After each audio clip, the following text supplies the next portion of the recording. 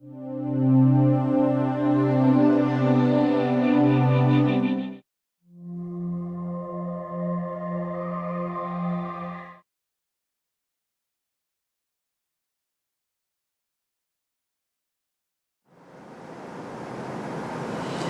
everyone, I'm Shirley Liao.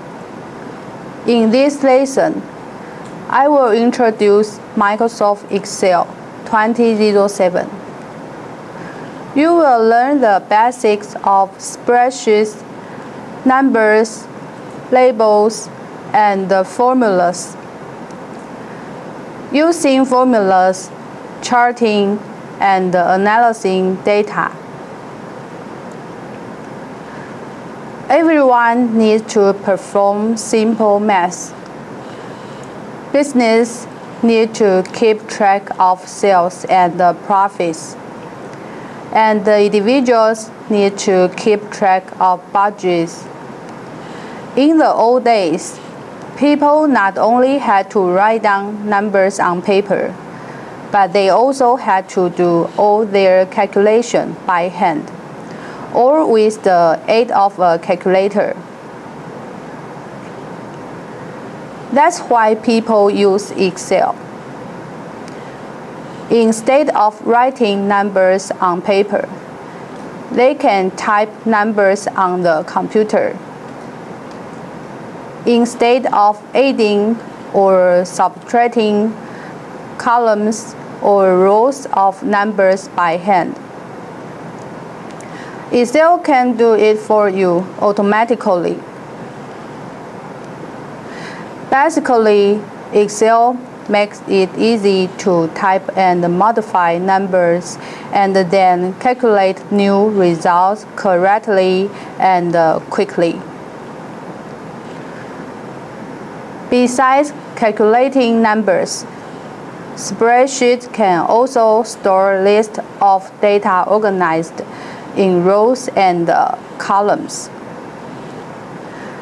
Excel's data is placed in present cells that are identified by their columns and rows. For example, the first cell is A1. Information contained in a cell in one worksheet can be referenced by its location elsewhere in that page or worksheet, or in another worksheet in the same workbook. While primarily used for calculations performed with formulas and functions, Excel can also be used to create complex tables that allow for information to be stored and filtered effectively.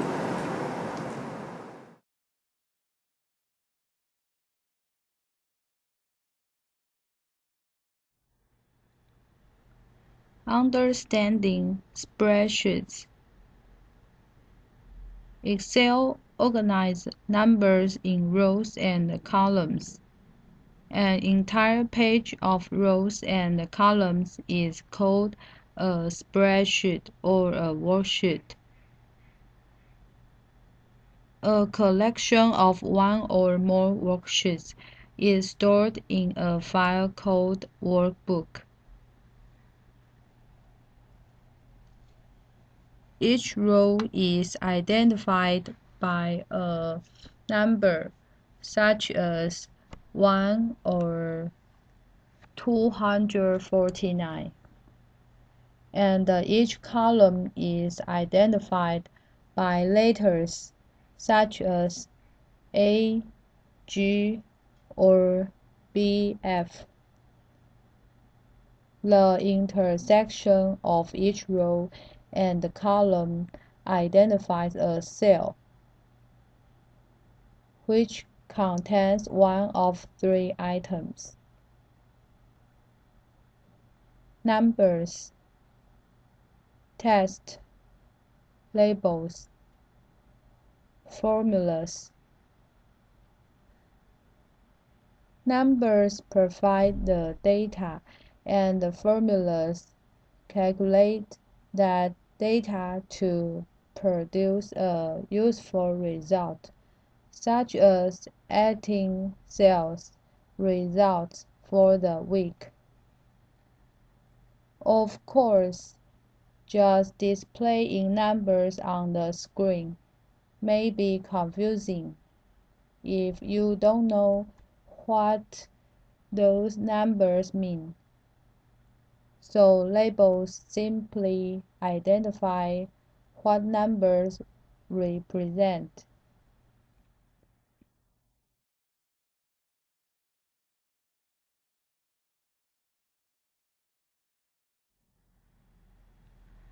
Storing stuff in a spreadsheet. Every cell can contain a number, a label, or a formula. To type anything into a spreadsheet, you must first select or click in the cell or cells, and then type a number or text.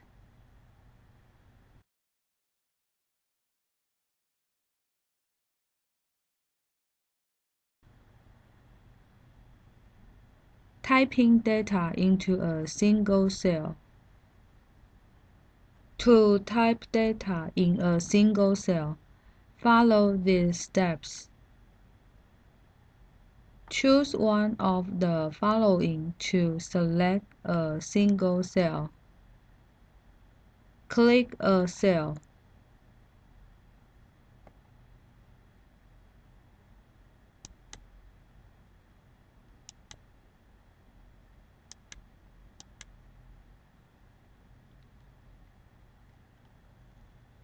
Press the up, down, right, left arrow keys to highlight a cell.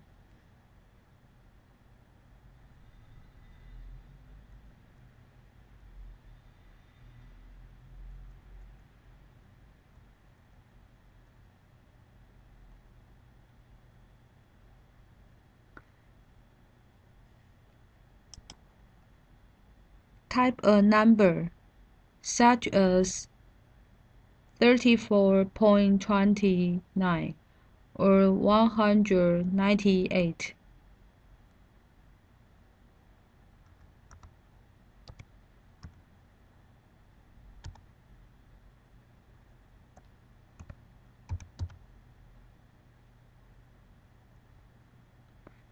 A label, such as test returns or a formula.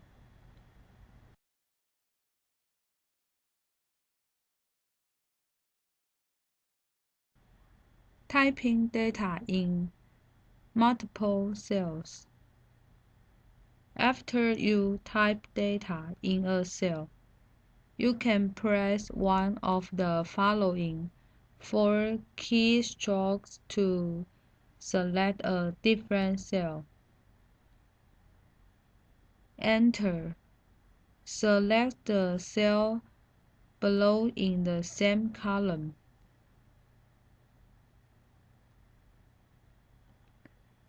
Tab. Select the cell to the right in the same row.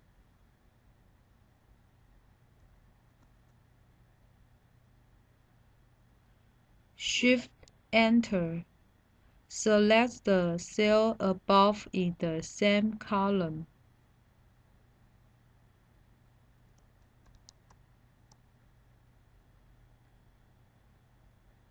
Shift Tab. Select the cell to the left in the same row.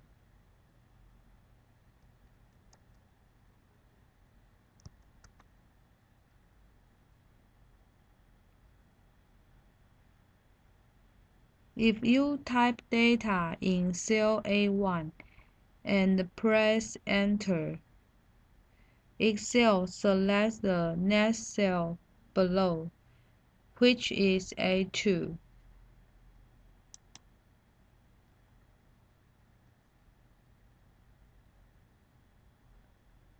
If you type data in A2 and press Tab, Excel selects the cell to the right, which is B2.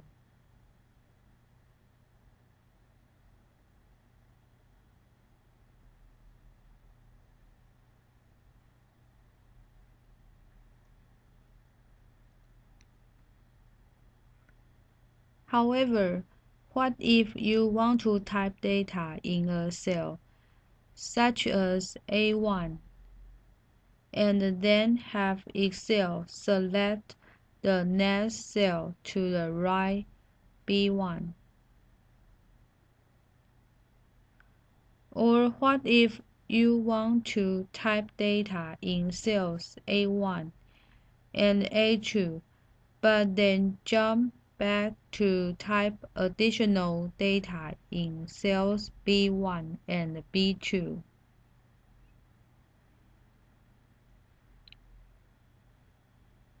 To make this easy, Excel lets you select a range of cells, which essentially tells Excel, see all the cells I just highlighted.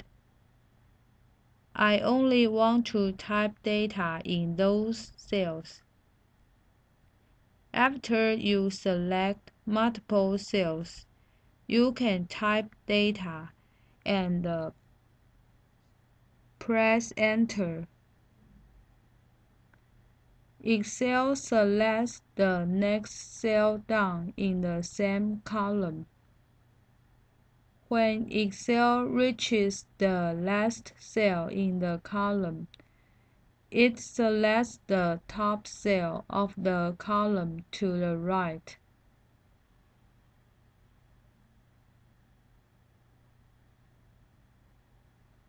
To select multiple cells for typing data in, follow these steps. Highlight multiple cells by choosing one of the following. Move the mouse pointer over a cell. Hold down the left mouse button and move the mouse to highlight multiple cells.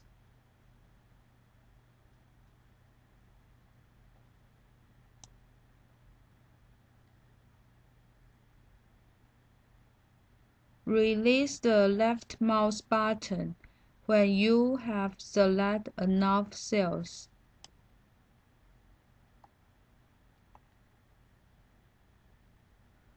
Hold down the Shift key and press the up, down, right, left arrow keys to highlight multiple cells.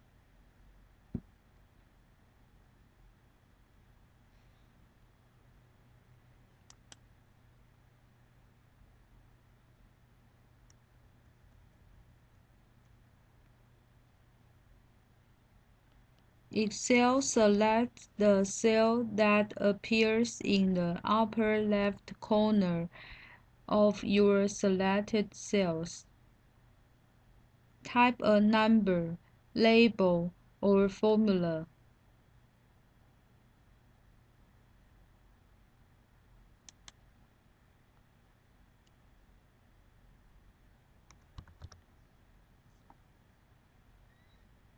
Press Enter. Excel selects the cell directly below the preceding cell if the preceding cell appeared at the bottom of the Select column. Excel highlights the top cell in the column that appears to the right. Repeat these steps until you fill your selected cells with data. Click outside the selected cells or press an arrow key to tell Excel not to select the cells anymore.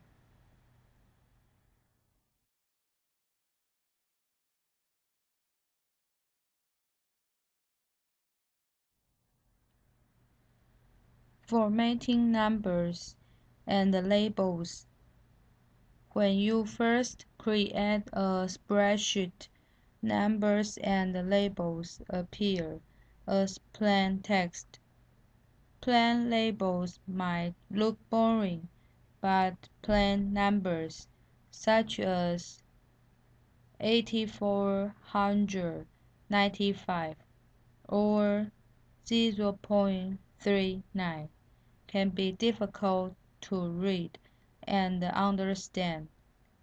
If the numbers are supposed to represent currency amount,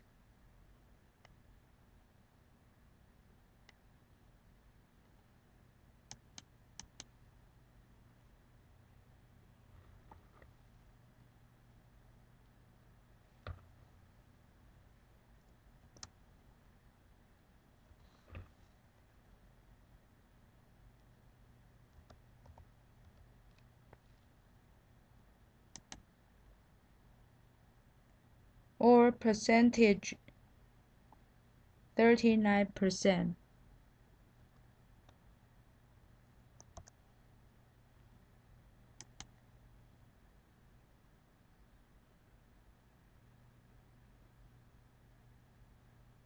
To make labels visually interesting and the numbers appear more descriptive of what they actually represent, you need to format your data after you type it into a spreadsheet.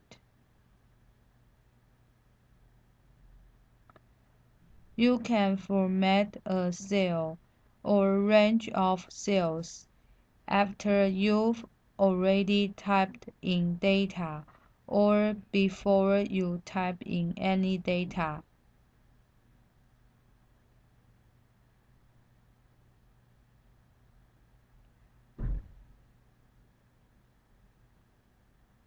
If you format cells before typing any data you type in will appear in your chosen format.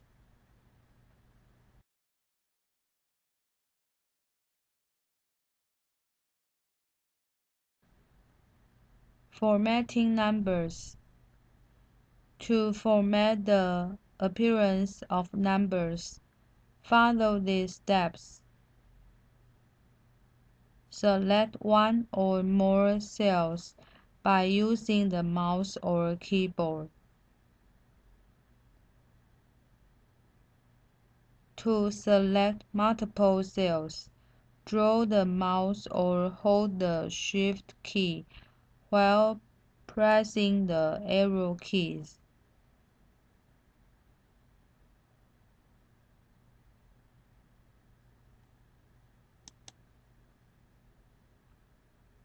Click the Home tab.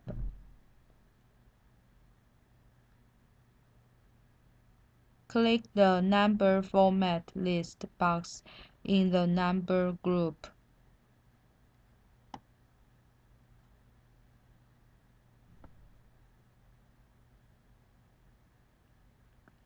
A pull-down menu appears.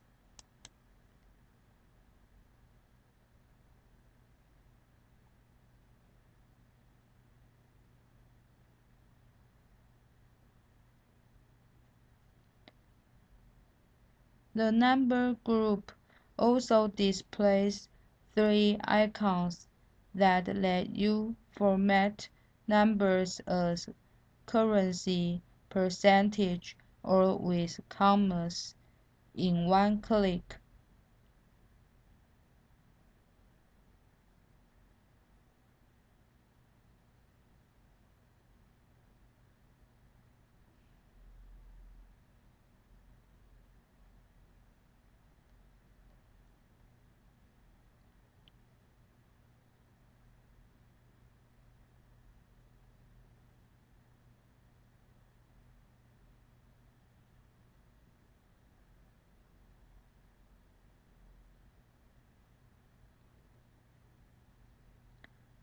If you click the downward point arrow to the right of the accounting number format icon.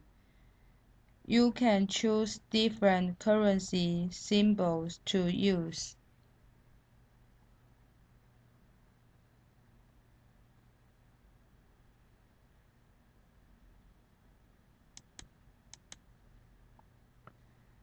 Click a number format style, such as percentage or scientific.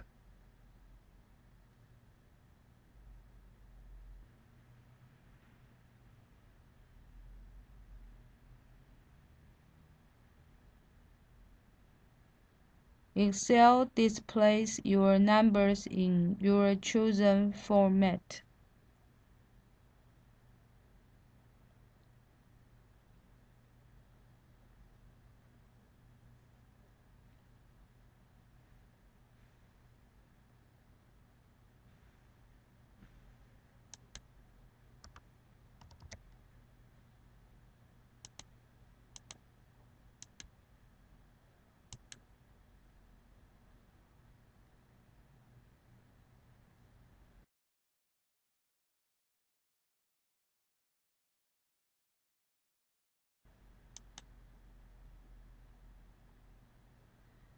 Display in negative numbers.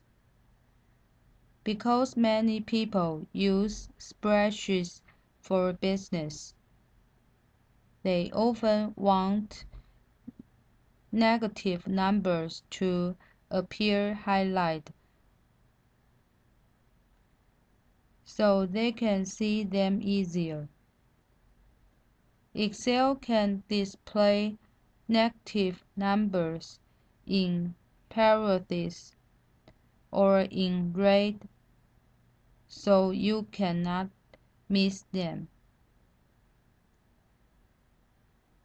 To define how negative numbers appear in your spreadsheet, follow these steps.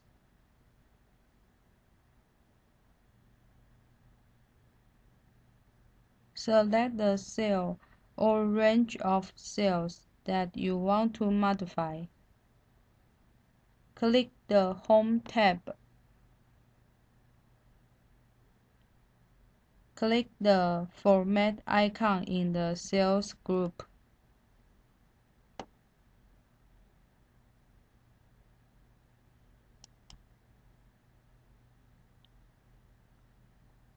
Choose Format Cells.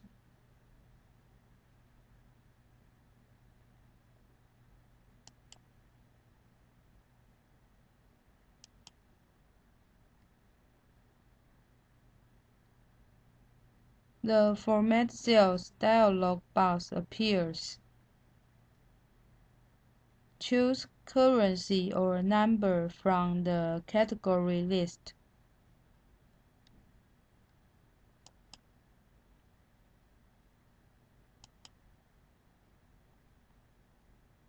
You can choose how to format negative numbers only if you format your numbers by using the currency or number category.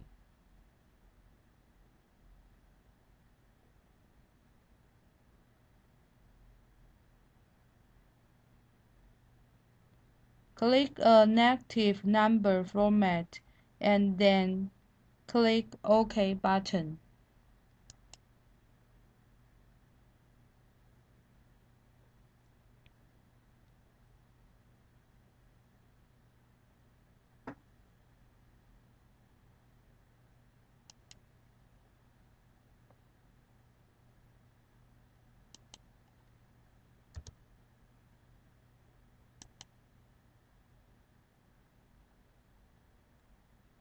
If any of your numbers become negative in the cell or cells you selected in step 1, Excel automatically displays those negative numbers in the negative number format you chose.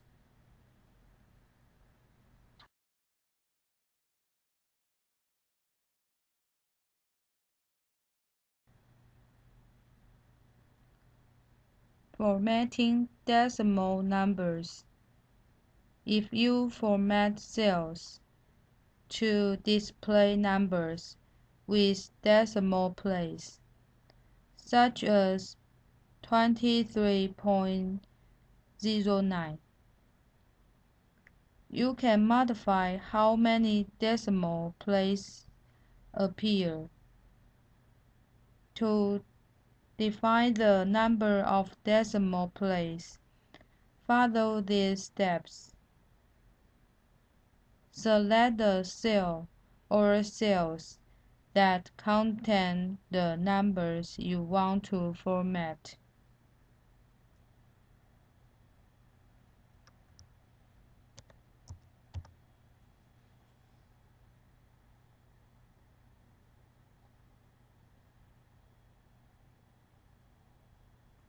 Click the Home tab.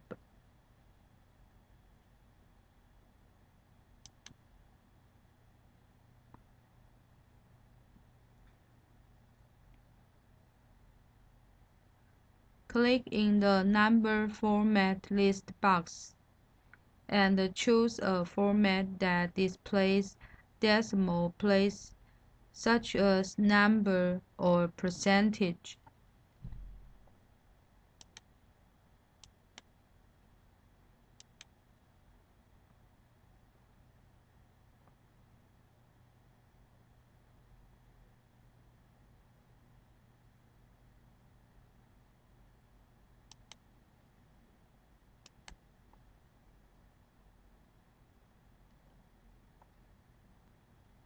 Excel formats the numbers in your chosen cells.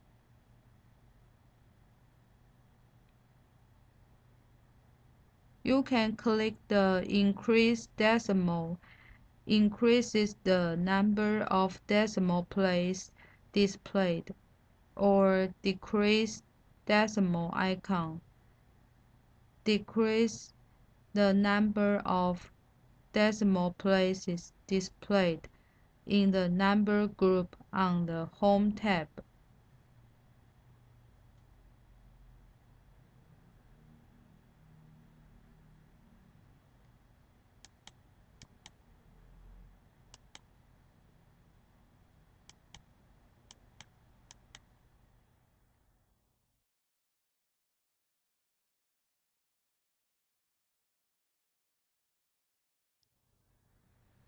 Formatting cells.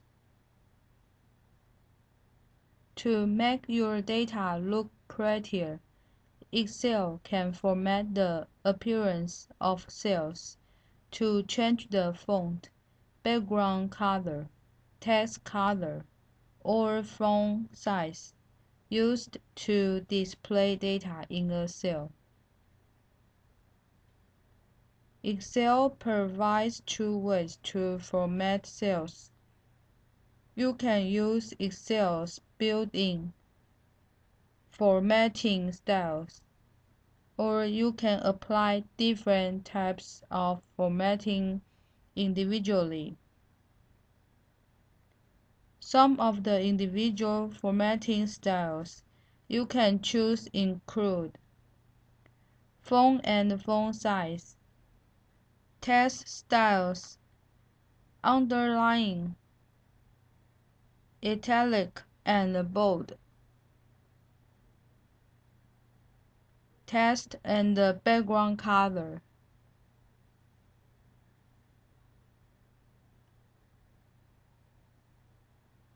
borders, alignment, text, wrapping, and orientation.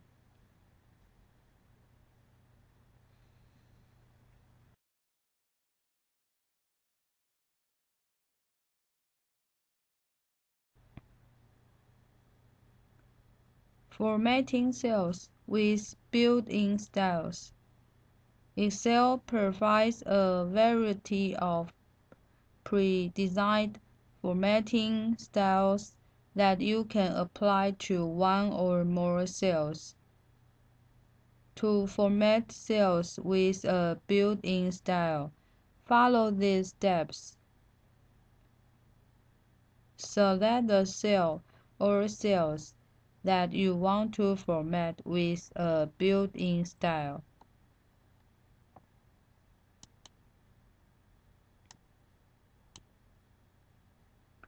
Click the Home tab. Click the Cell Styles icon in the Styles group.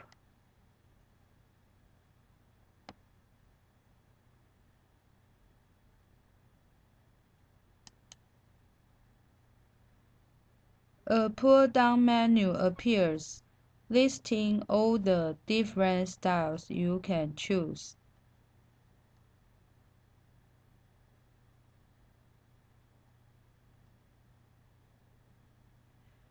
Move the mouse pointer over a style.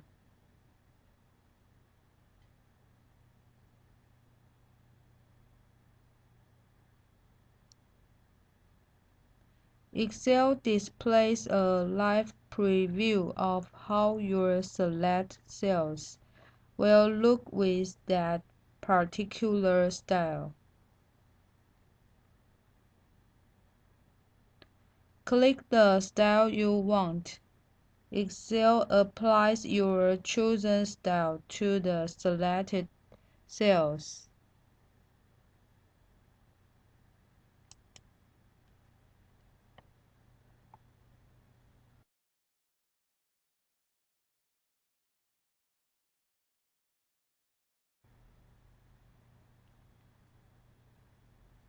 Formatting fonts and text styles. Different fonts can emphasize parts of your spreadsheet, such as using one font to label columns and rows and another font or font size to display the actual data. Text styles, bold, underline, and italic, can also emphasize data that appears in the same font or font size. To change the font size, and the text style of one or more cells, follow these steps. Select the cell or cells that you want to change the font and font size. Click the Home tab.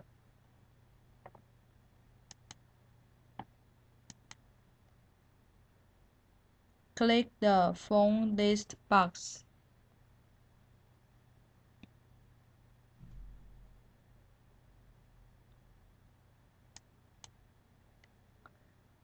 A pull-down menu of different fonts appears.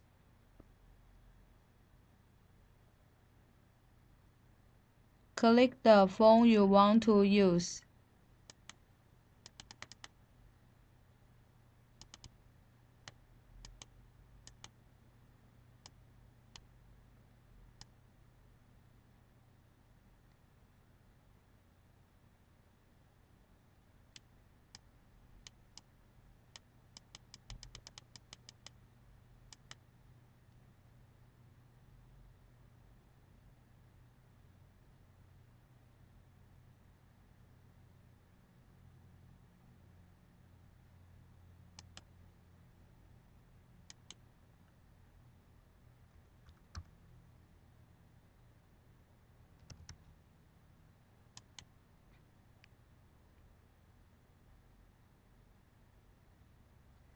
Choose one of the following methods to change the font size.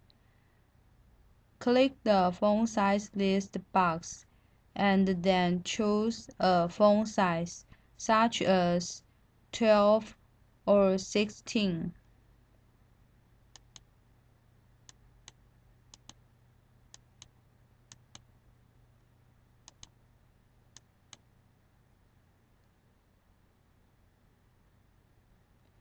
Click the Font Size List box and type a value such as 7 or 15.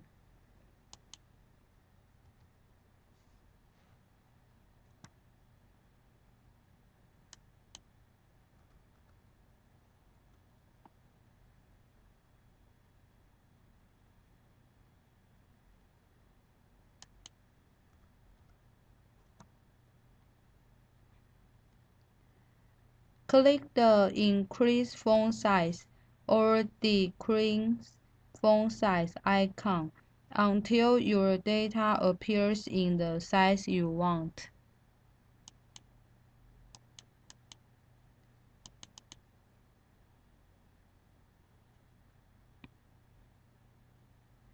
Click one or more text style icons, bold,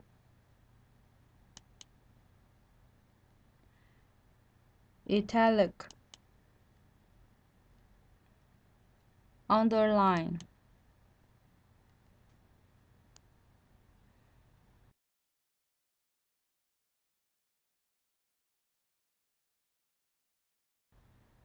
Formatting with color.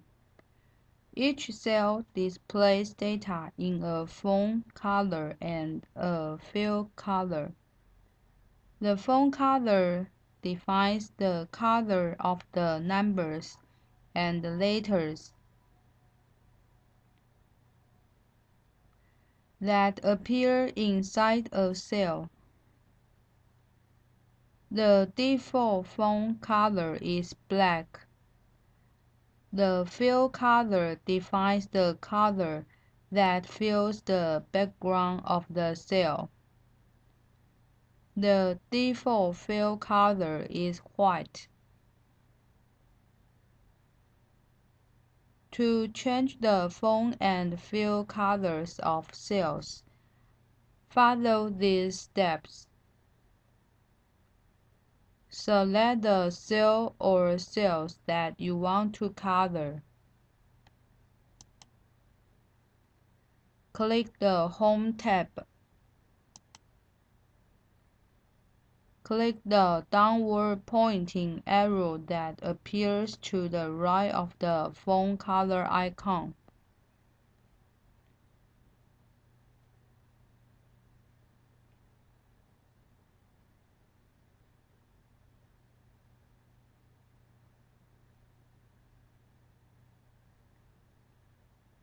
A color palette appears.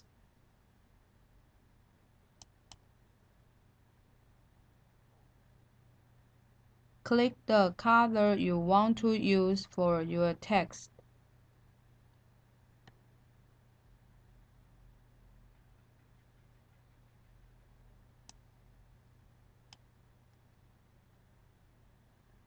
The color you select appears directly on the font color icon.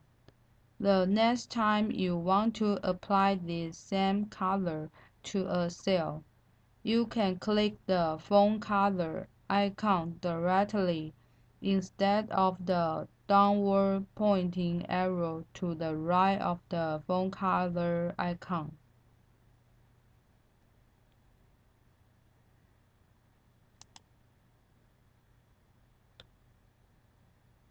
Click the downward pointing arrow that appears to the right of the fill color icon.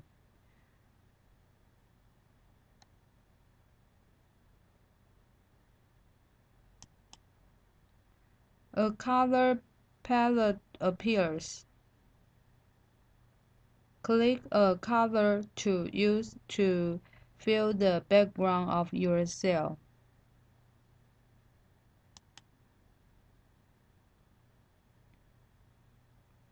The color you select appears directly on the fill color icon. The next time you want to apply the same color to a cell, you can click the fill color icon directly instead of the downward pointing arrow to the right of the fill color icon.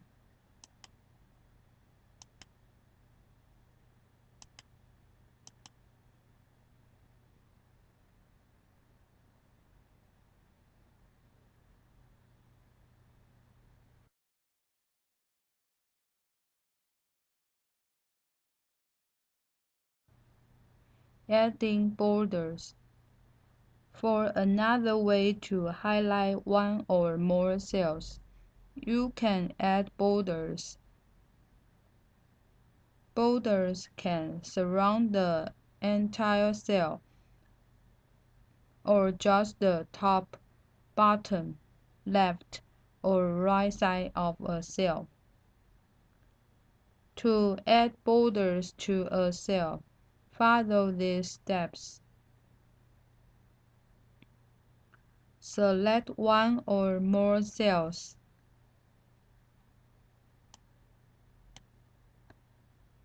Click the Home tab.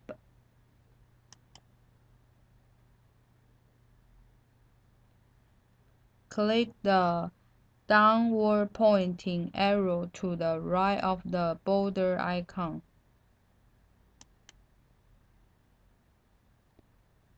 A pull-down menu appears. You can select bottom border, top border, left border, right border, no border, all borders, outside borders, think box borders, bottom double border,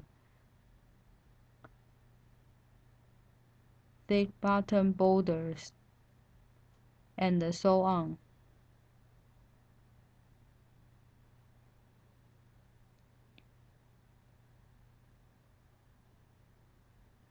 Click a border style.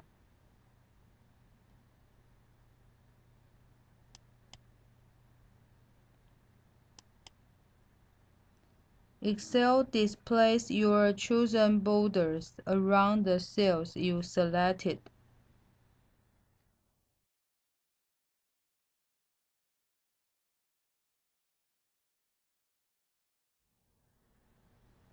Naming cells.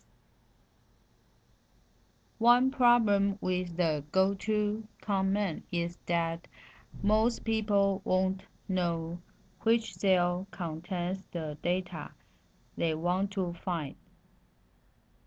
For example, if you want to view the cell that contains the total amount of money you own for your income tax, you probably don't want to memorize that this cell is G68.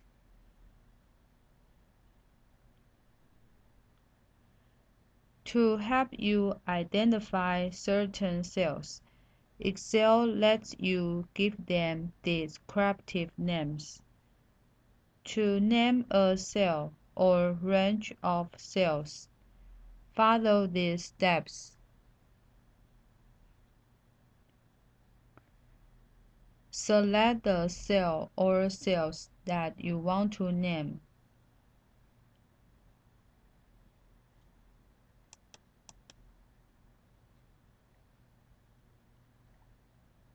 Click in the Name box, which appears directly above the A column heading.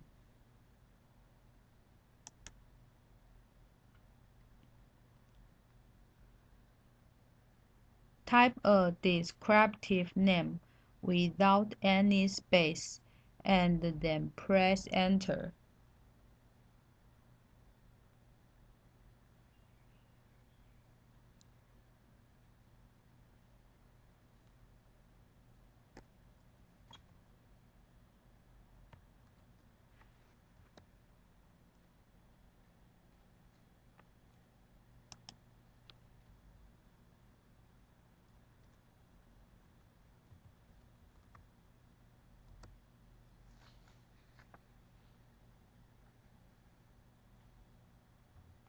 After you name a cell, you can jump to it quickly by following these steps.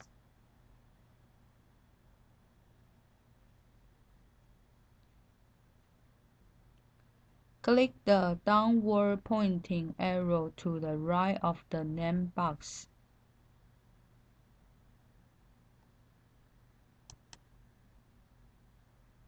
A list of named cells appears.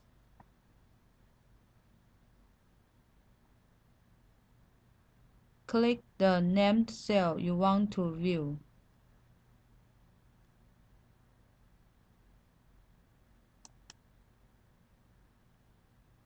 Excel displays your chosen cell.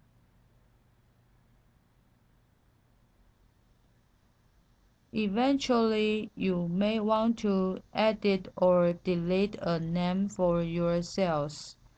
To delete or edit a name, follow these steps. Click the Formulas tab.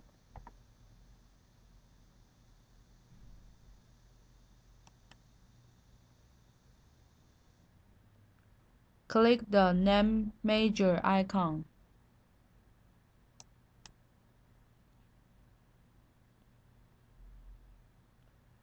The Name Manager dialog box appears.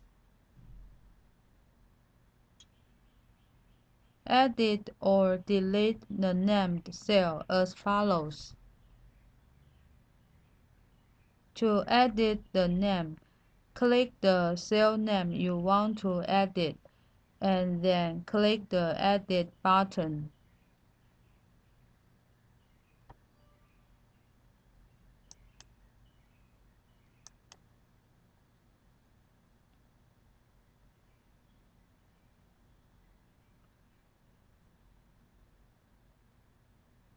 An Edit Name dialog box appears, where you can change the name or the cell reference.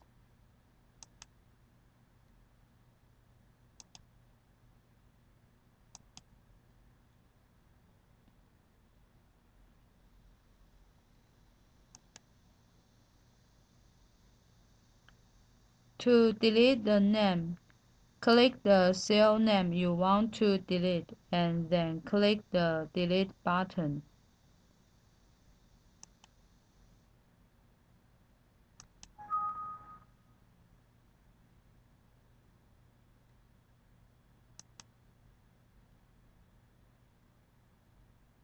Click Close button.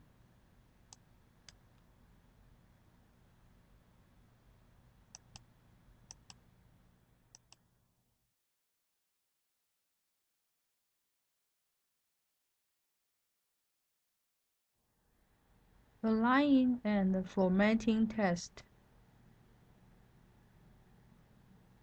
As you begin to type text into cells in Excel, you might want to create a heading for your worksheet or headings and content for your columns and rows. As you do this, you may find the content you enter overruns the preset borders of the cells, or that it needs to be adjusted to display your information clearly and effectively. Let's practice the example. With the Home tab select, type a heading for the worksheet in the first cell, A1.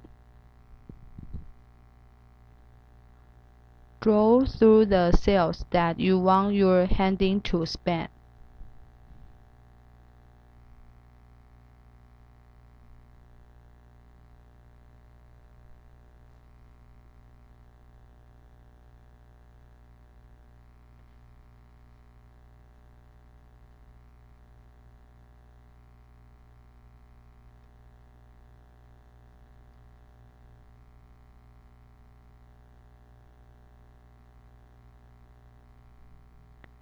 Open the Merge and Center drop-down arrow and click Merge and Center. With the cells still selected, click to change the alignment to also be centered vertically within the merged cells.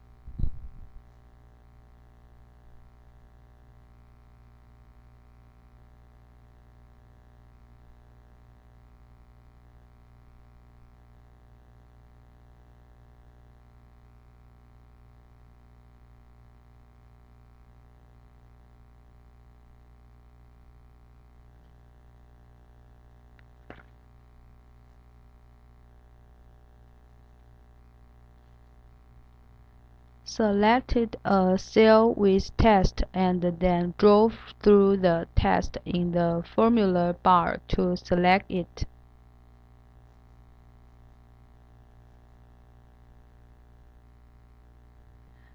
In the Phone group of the Home tab, change the text format to bold.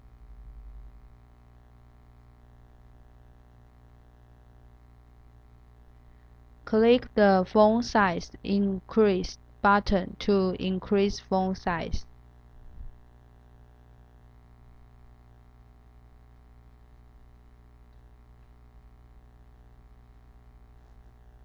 Click the Font Color drop-down arrow to choose a different font color.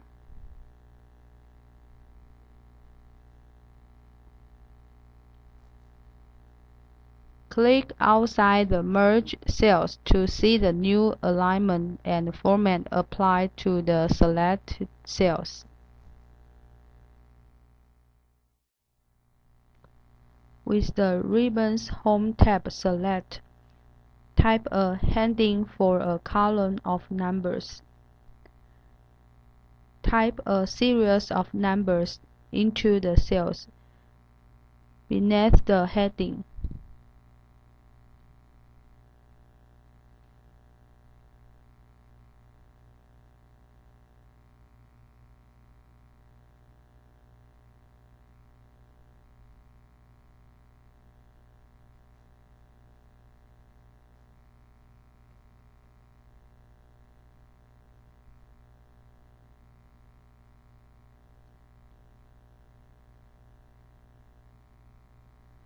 Draw through the cells to select them. Click $sign in the number group.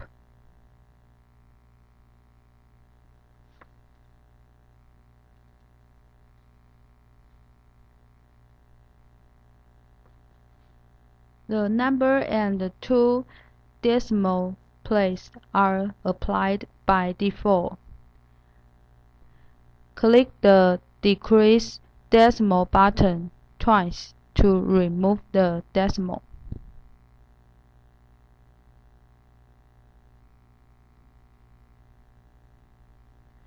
Click the drop-down arrow to display other number formats. Select format that suits your needs.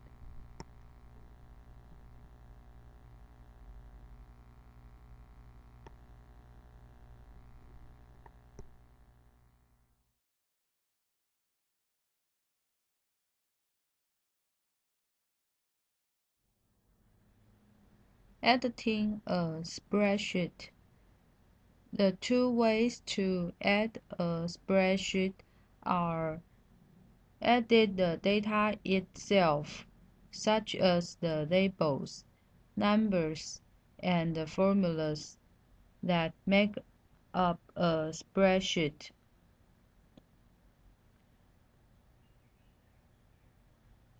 Edit the physical layout of the spreadsheet, such as editing or deleting rows and columns, or widening or shrinking the width or height of rows and columns.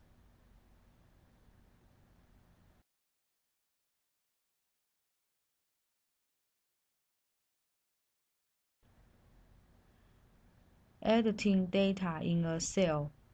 To add data in a single cell, follow these steps.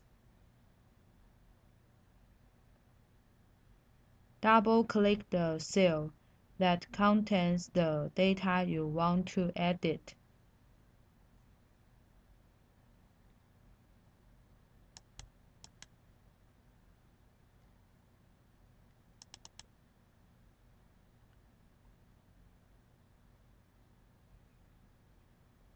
Excel displays a cursor in your selected cell.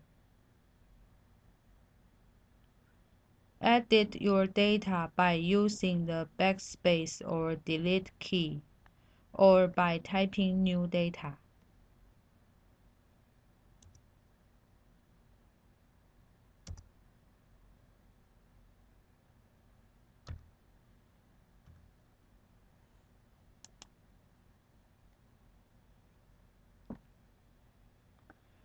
If you click a cell, Excel displays the contents of that cell in the formula bar.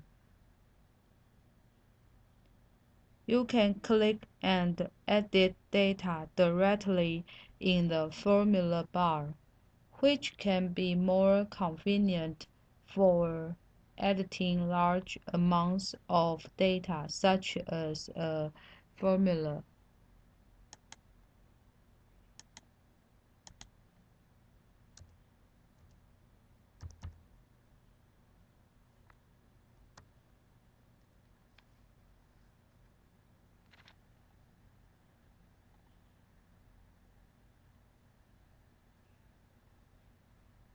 Filling in your data.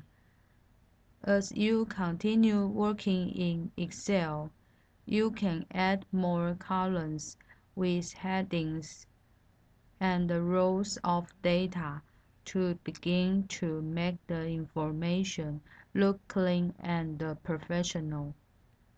When you add data to cells, it can overrun the borders at times.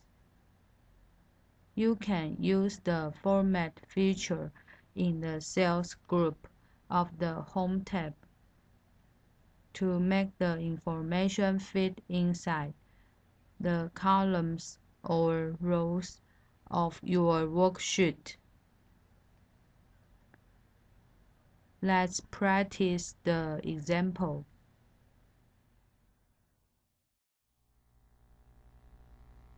With the Home tab select, fill in more cells with information.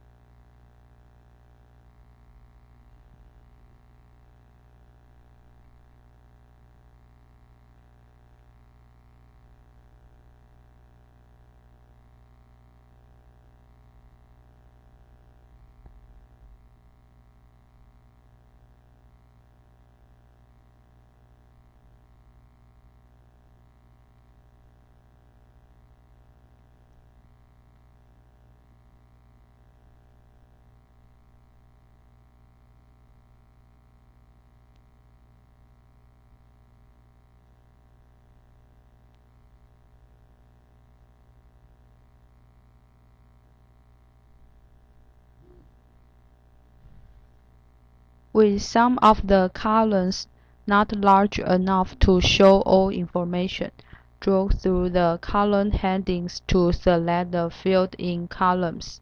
The cursor turns into a down arrow as you select a column.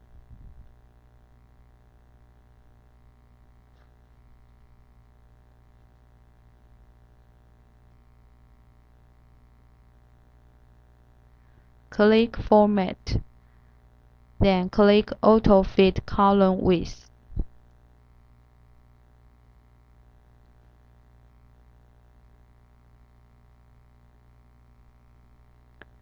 The information in the columns fits into the newly adjusted column width.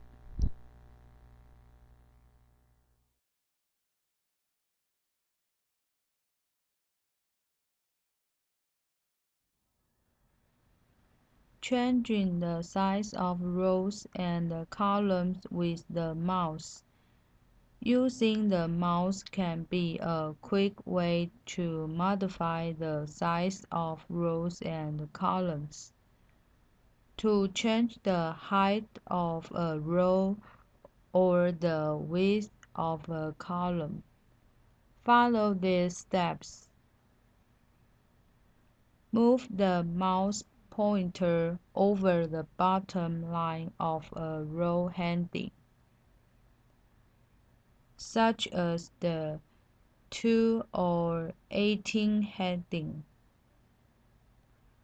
or move the mouse pointer over the right line of the column heading, such as A or D.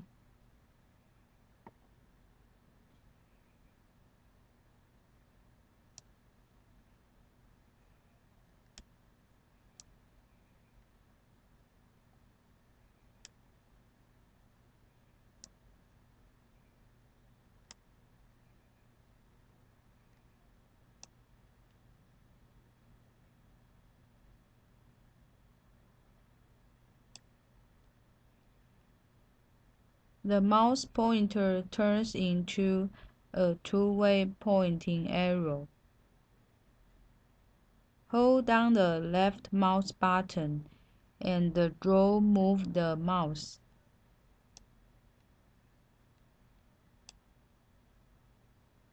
Excel resize your row or column.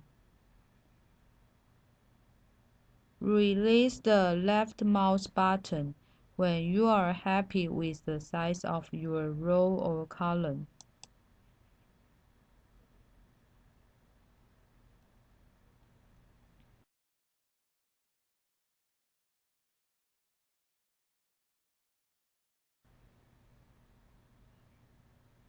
Typing the size of rows and columns.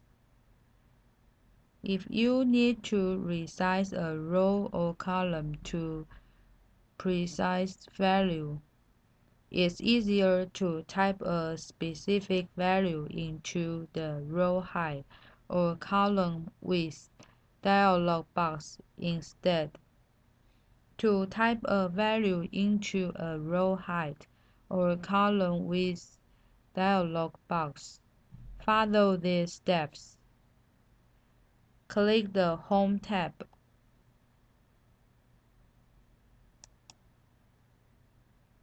Click the row or column heading that you want to resize.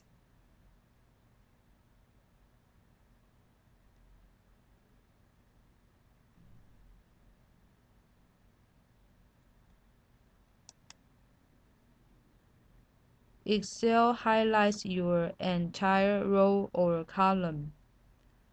Click the Format icon that appears in the Cells group.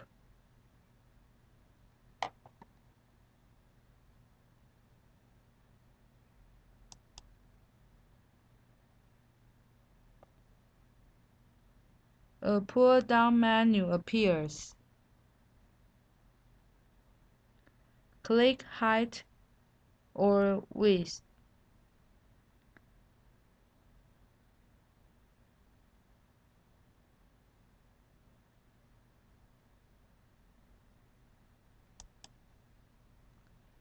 The row height or column width dialog box appears. Type a value and then click OK button.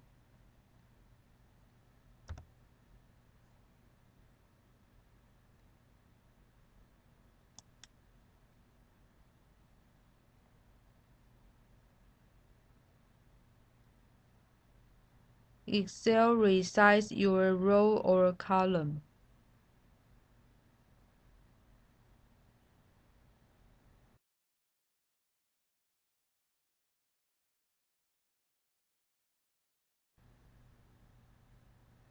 Inserting a new column or row.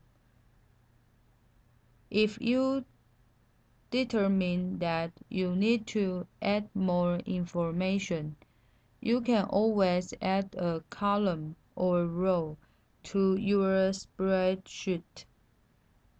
After selecting a column to the right of the one to which you want, insert a new column, or the row below where you want to add a row.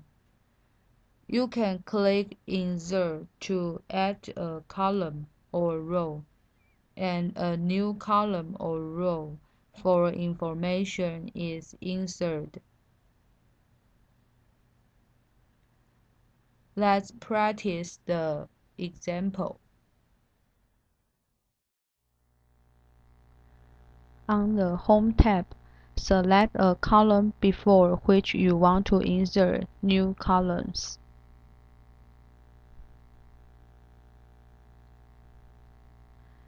Click the Insert drop-down arrow, or just click Insert. Click Insert Sheet Columns.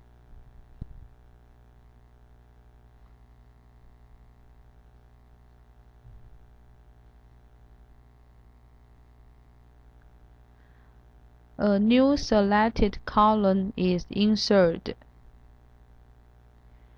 Click the Format Copy Paintbrush. Select a formatting option from adjacent columns.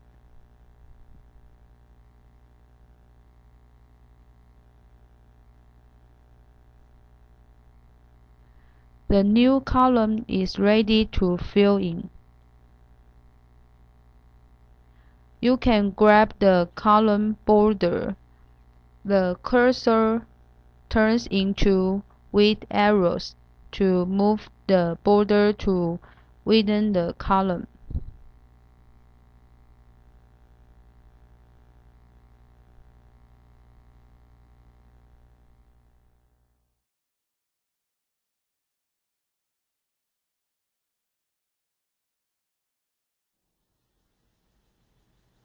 Hiding and unhiding columns. Sometimes you might want to print or display a worksheet without certain information. Although you want to maintain that information for future use. Although you could save the workbook under a different name and then delete the column. Excel lets you hide a column and later reveal or unhide it. Let's practice the example. With the Home tab select the column you want to hide.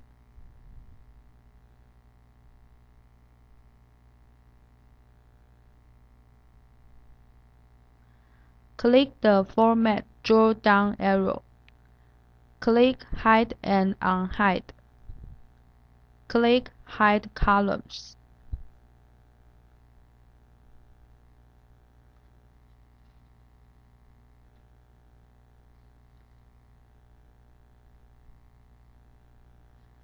The column is hidden for display or print.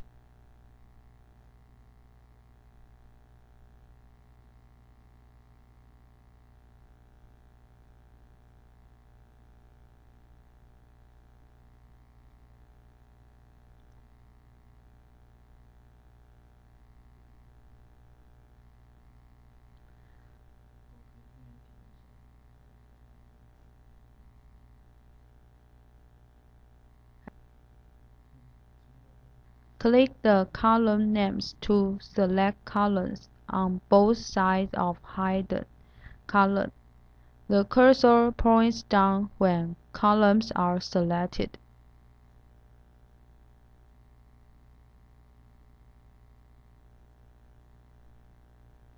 Click the Format drop-down arrow. Click Hide and Unhide. Click Hide Columns.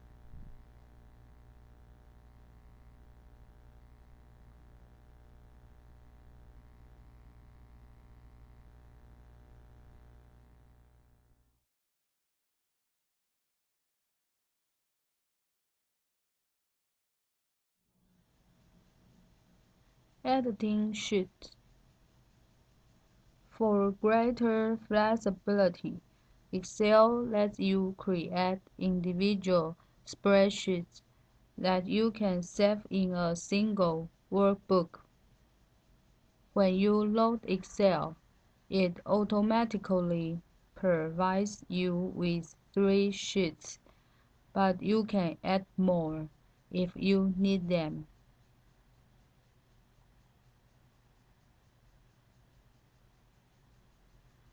To add a new sheet, choose one of the following.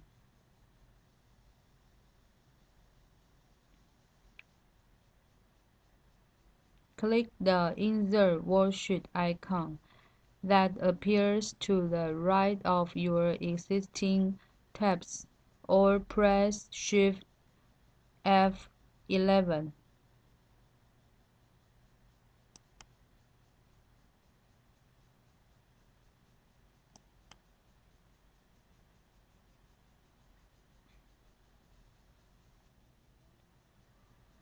Click the Home tab.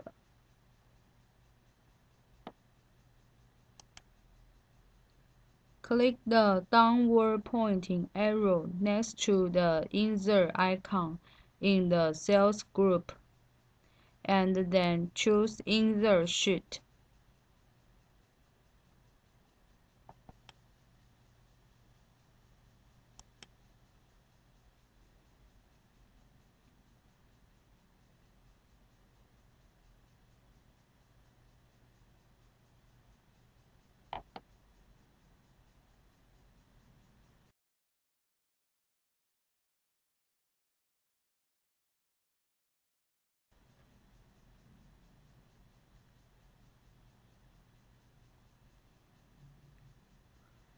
Renaming sheets.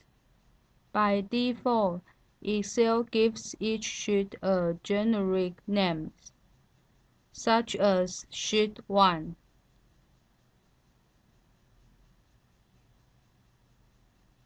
To give your sheet a more descriptive name, follow these steps.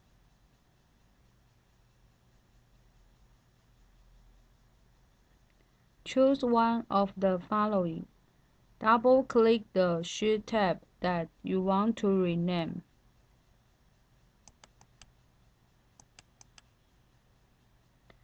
Excel highlights the entire sheet name. Click the Sheet tab you want to rename. Click the Home tab. Click the Format icon in the Cells group and choose Rename Sheet.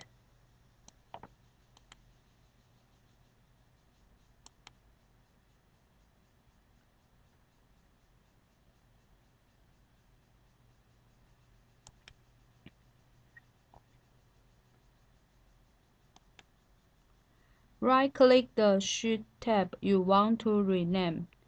When a pop-up menu appears, choose Rename.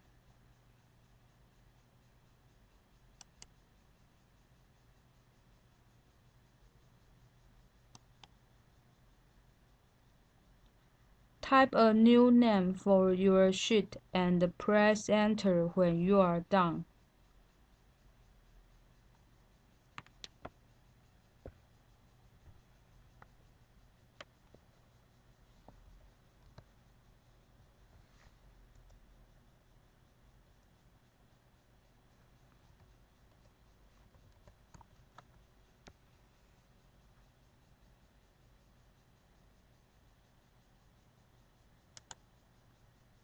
Your new name appears on the Sheet tab.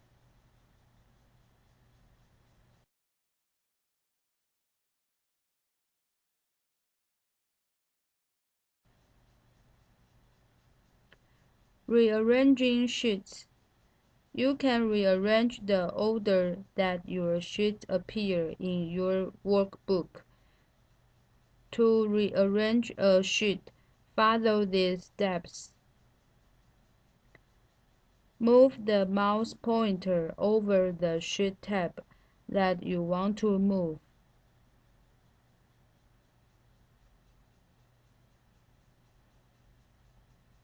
Hold down the left mouse button and move the mouse. The downward pointing black arrow points where Excel will place your sheet. Release the left mouse button to place your sheet in a new order.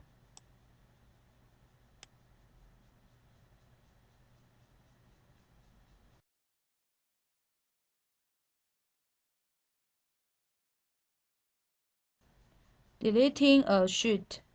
Using multiple sheets may be handy, but you may want to delete a sheet if you don't need it. If you delete a sheet, you also delete all the data stored on the sheet.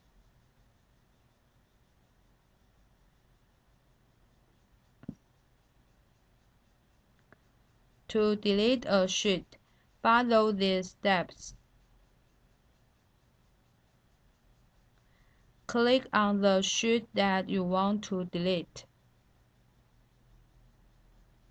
Choose one of the following.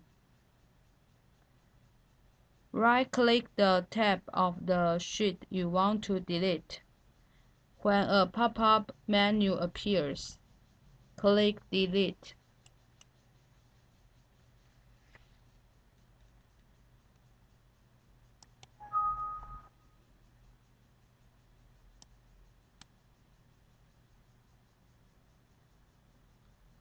Click the Home tab. Click the downward pointing arrow that appears to the right of the delete icon in the Cells group and choose Delete Sheet.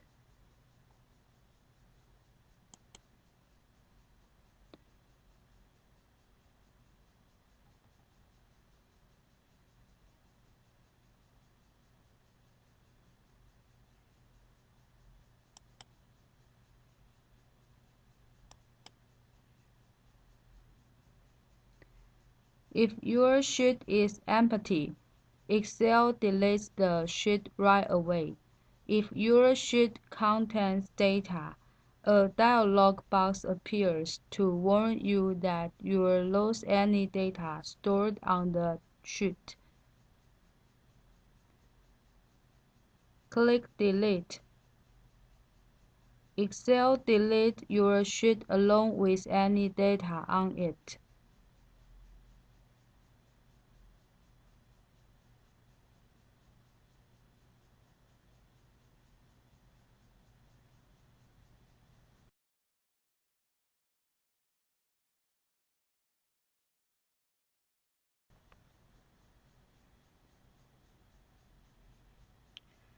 Clearing data.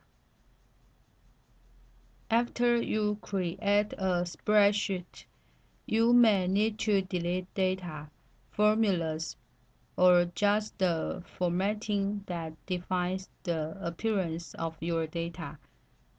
To clear out one or more cells of data, formatting or both data and formatting. Follow these steps. Click the Home tab.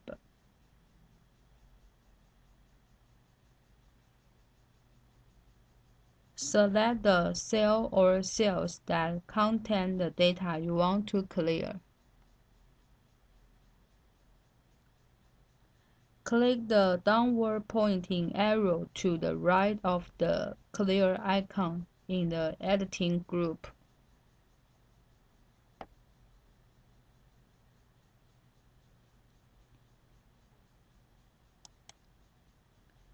A pull-down menu appears.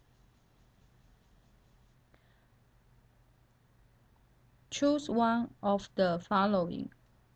Clear all. Delete the data and any formatting applied to that cell or cells. Clear formats. Leave the data in the cell, but strips away any formatting. Clear contents. Leaves the formatting in the cell, but deletes the data. Clear comments. Leaves data and formatting, but deletes any comments added to the cell.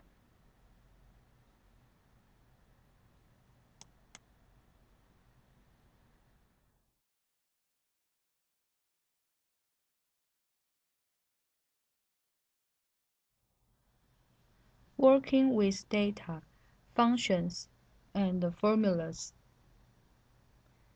Excel 2007 is a very powerful spreadsheet program, which means that it can be used to calculate values based on the figures entered into the cells using formulas, which are customized relationships that are placed into the formula bar, and the functions, which are standard calculations like the average of a set of numbers.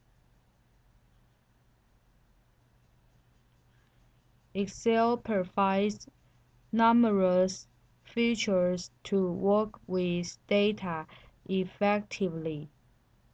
In a large spreadsheet, you can use the Find feature to locate specific items in cells. And as you construct a spreadsheet, you can use Excel's artificial intelligence to fill in blank cells and complete a series of cells based on data that has already been entered.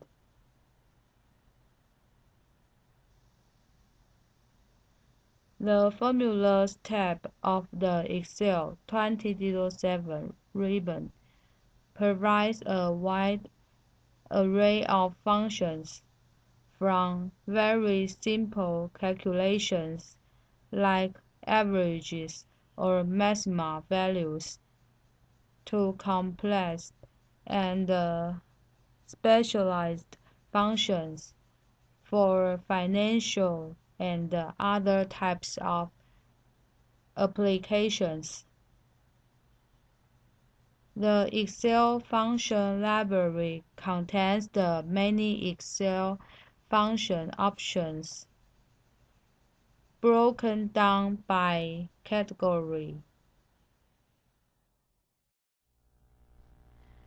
Let's see the Formula tab of the ribbon. Click Formulas tab for the calculations. Insert function. Auto sum. Recently used.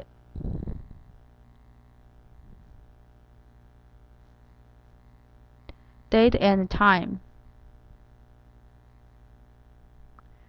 This is function library. More functions. Name manager to name a range. Defined names. Formula auditing to check precedence. Watch window to see results and calculation options.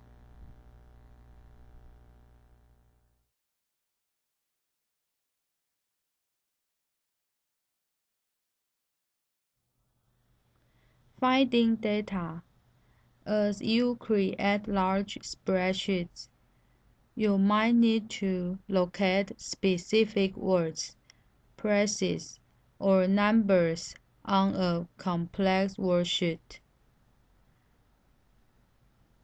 In the Editing group of the Home tab, the Find and Select tool lets you enter search parameters and quickly locate specific items in your worksheet.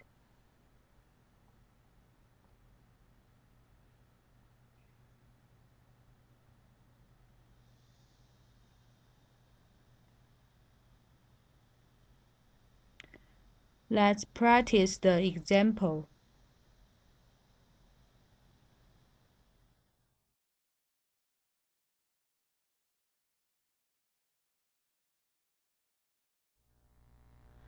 Find and select.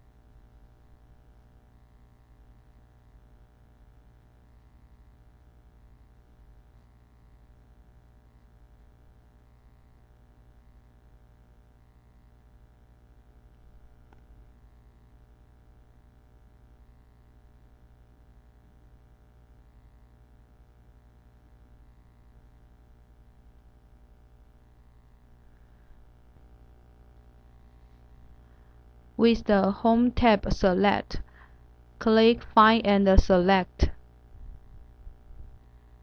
Click Find.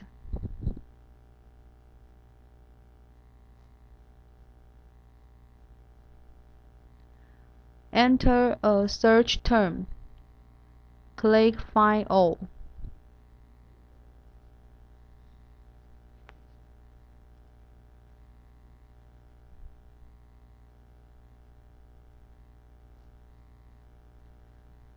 Instances of the search term are listed in the Find and Replace window. The first instance in a cell is selected in the worksheet. Click Find Next.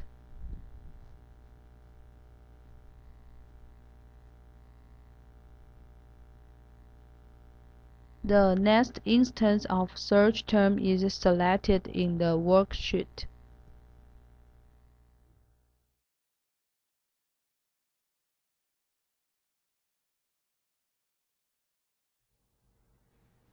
Fill in a series.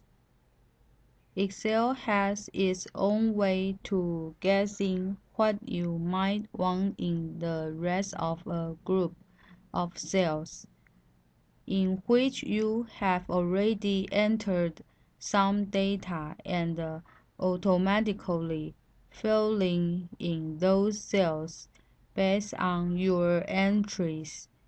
Filling a series simply copies the data from one cell through a group of cells that you draw through. In the case of formulas, the cell references are adjusted accordingly.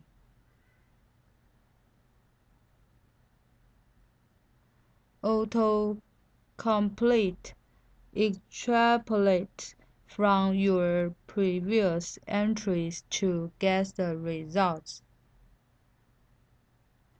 Let's practice the example.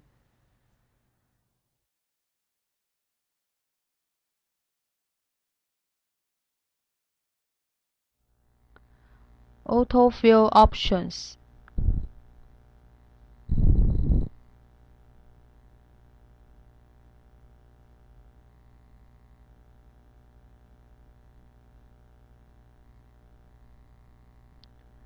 Select the cell with the values to fill in.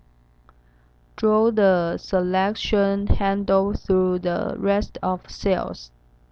The cursor turns into a coarse shape.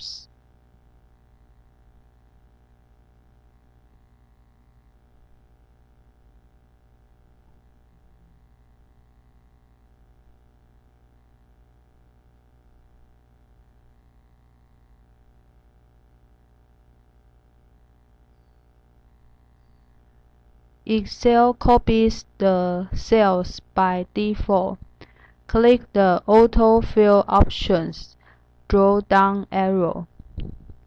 Select from the options to fill the series or formatting or both. Click Copy Cells.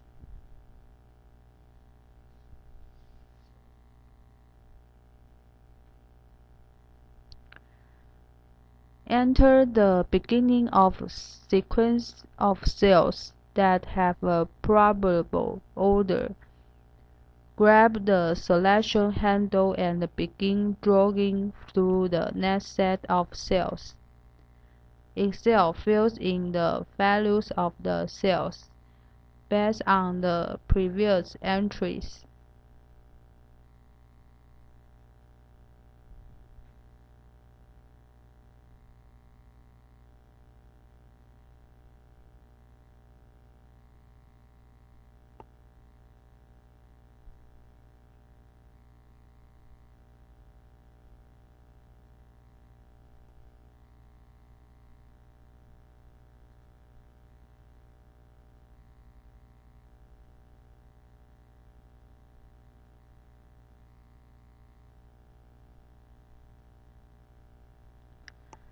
Click the Autofill options drop-down arrow.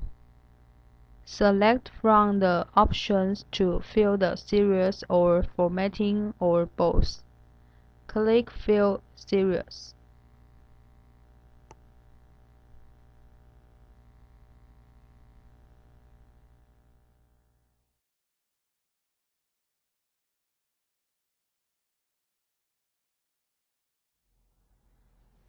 Entering days and times. Days and time are specific numbers that you can enter into Excel cells, and the default formats for dates and times are used. You can adjust the formats by using the number group in the Home tab of the ribbon.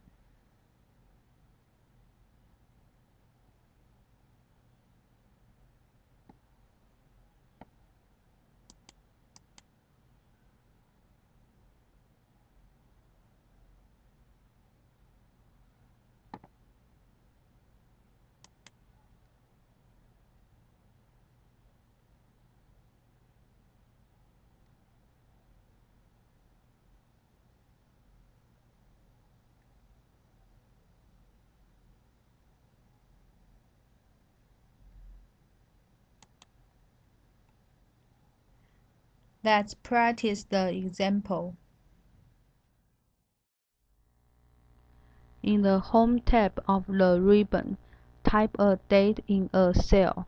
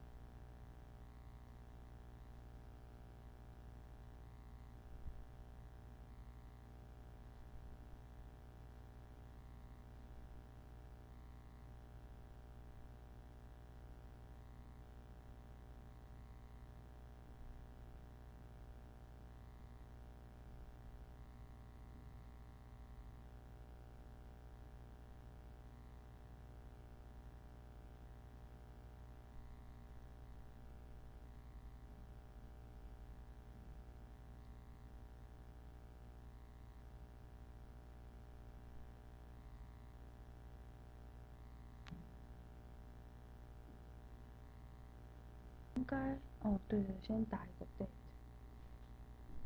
你应该是先打 date，然后只。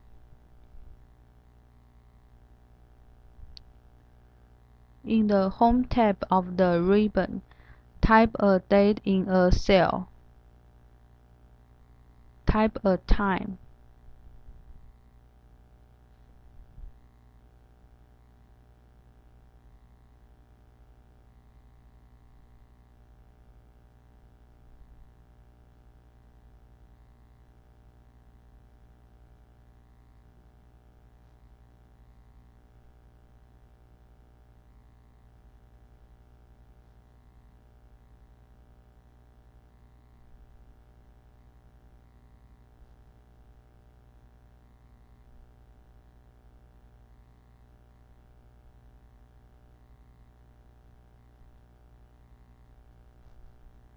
Click elsewhere in the worksheet, or press Tab or an arrow key. The time is entered with a default format.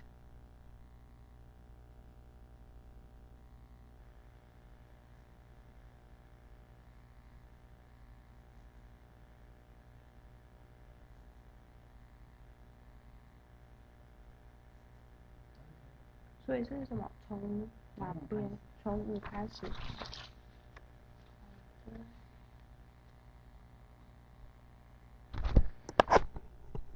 所以我直接讲。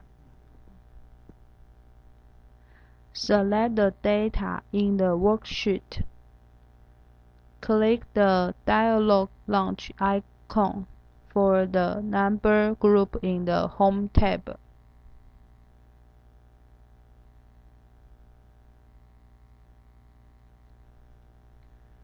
In the Number tab of the Format Cells dialog, select the data format you want. Click OK.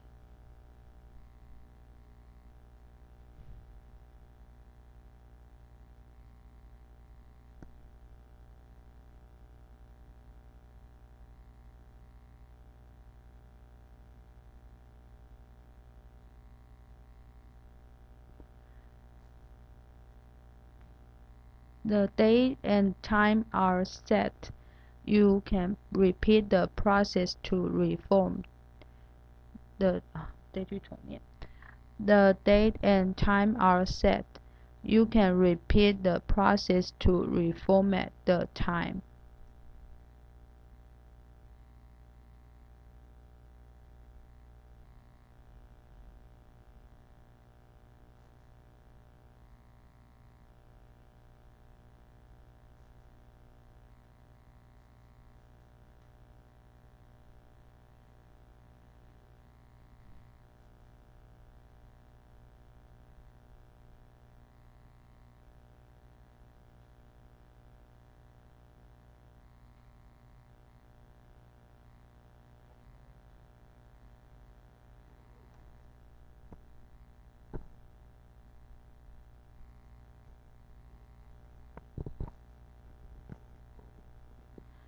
The date and time are set.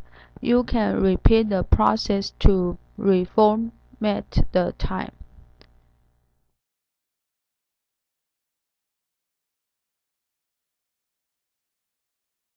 Playing with formulas.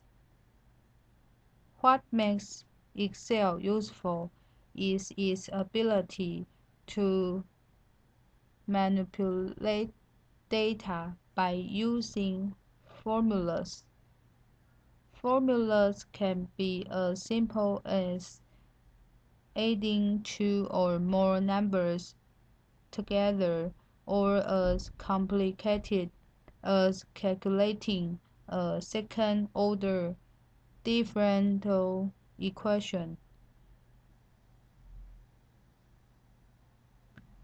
Formulas use data stored in other cells to calculate a new result that appears in another cell.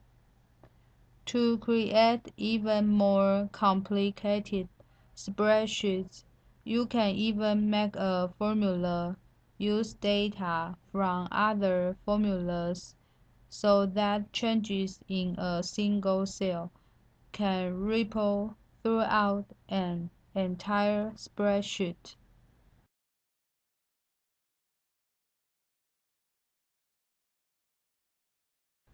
Creating a formulas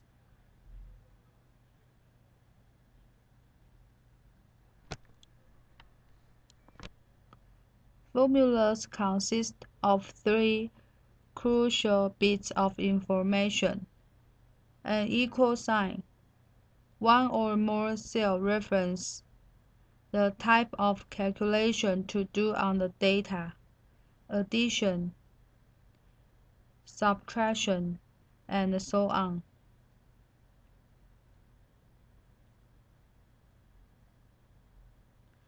A cell reference is a unique row and column heading that identifies a single cell, such as A4 or D9.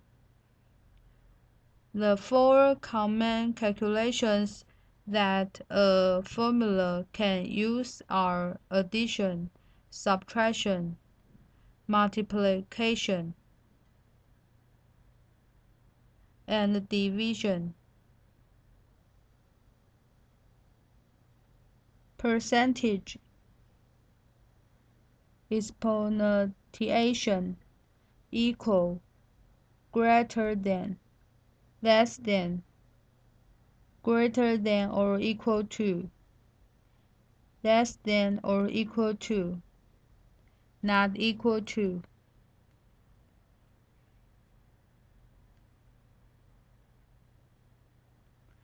A simple formula uses a single mathematical operator and two cell references such as equal A4, addition C7.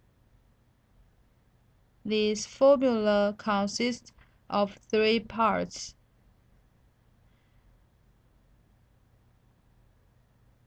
the equal sign. This identifies your formula. If you type just A4, addition C7 into a cell. Excel treats it as ordinary text. Two cell reference. In this example, A4 and C7. The addition mathematical operator.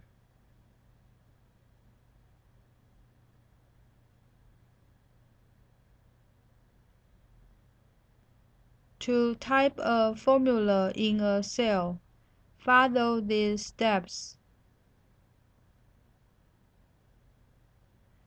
Click in the cell where you want to store the formula. You can also select a cell by pressing the arrow keys.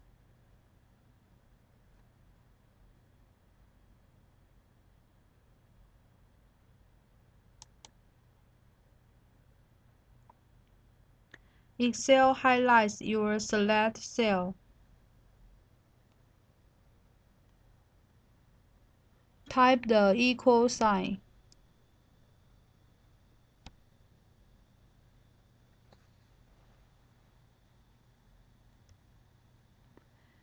This tells Excel that you are creating a formula.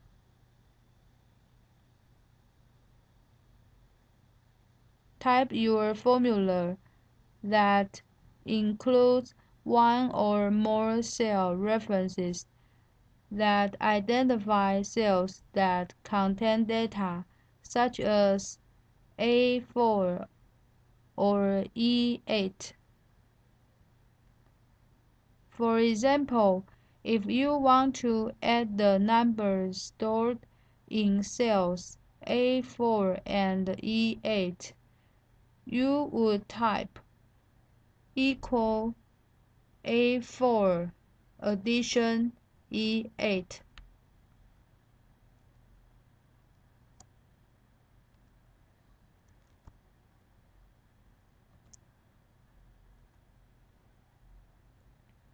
Press enter.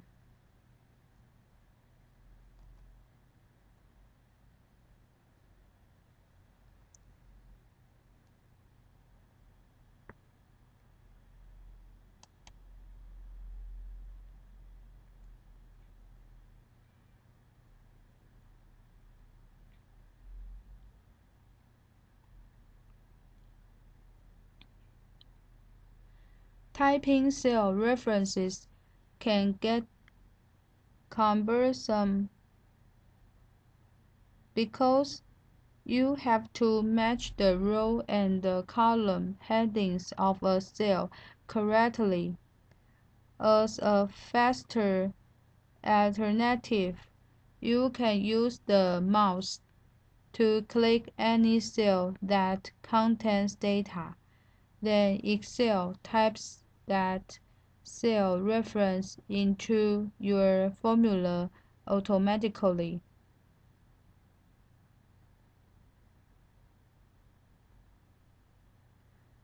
To use the mouse to click cell reference when creating a formula, following these steps. Click in the cell where you want to store the formula.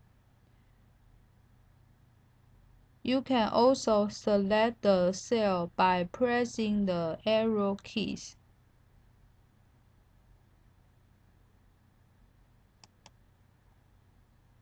Excel highlights your select cell. Type the equal sign. This tells Excel that anything you type after the equal sign is part of your formula.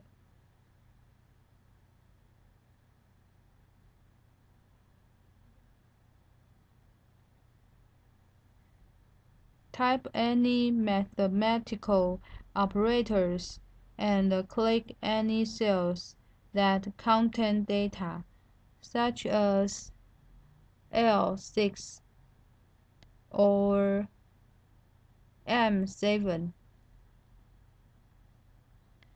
If you want to create the formulas equal L6 addition M7, you would do the following. Type equal.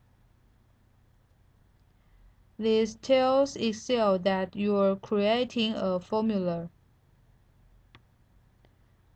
Click cell L6.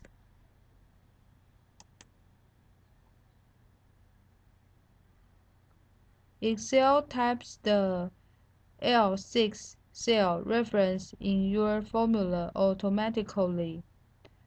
Type addition. Click cell M7.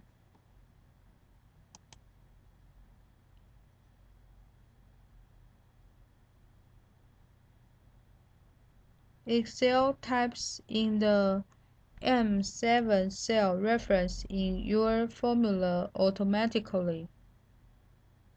Press Enter.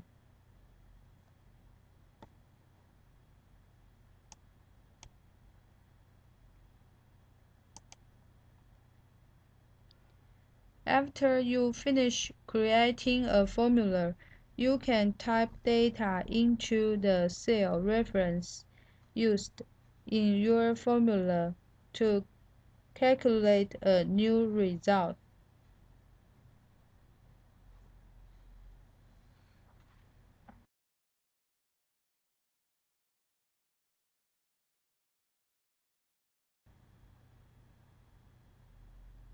Organizing formulas with parentheses.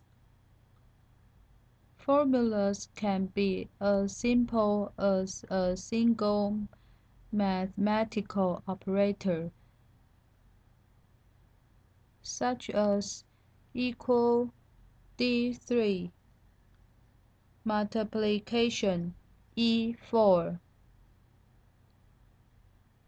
However, you can also use multiple mathematical operators, such as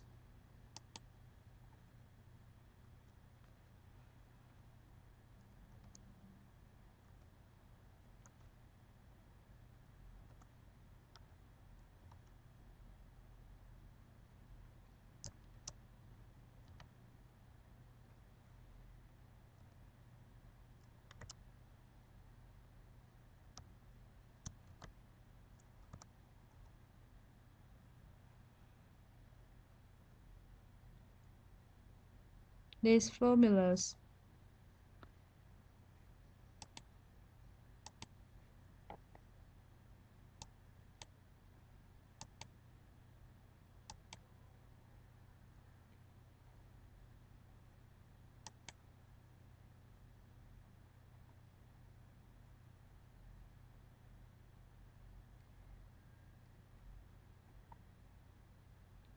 There are two problems with using multiple mathematical operators.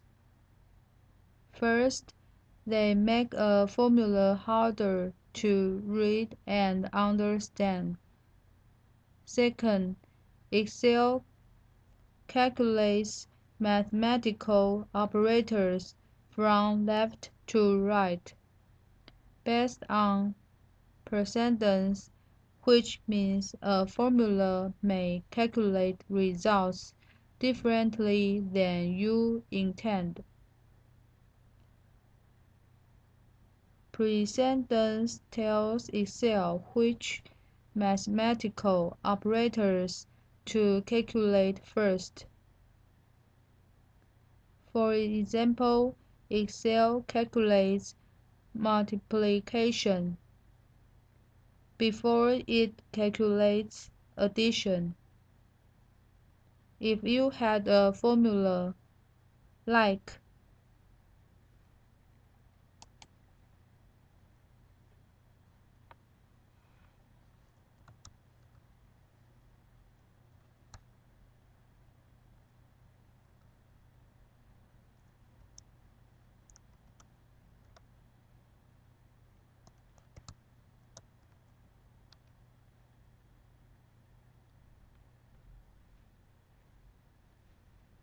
Excel first multiplies A4 multiplication B4 and then adds this result to A3 and B5.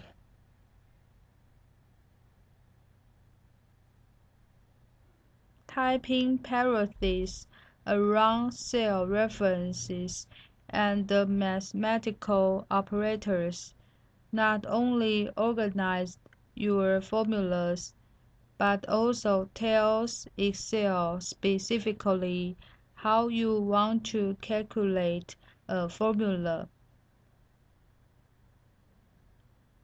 In the example, equal A3 addition A4 multiplication B4 addition B5. Excel multiplies A4 and B4 first. If you want Excel to first add A3 and A4, then add B4 and B5, and finally multiply the two results together. You have to use parentheses like this.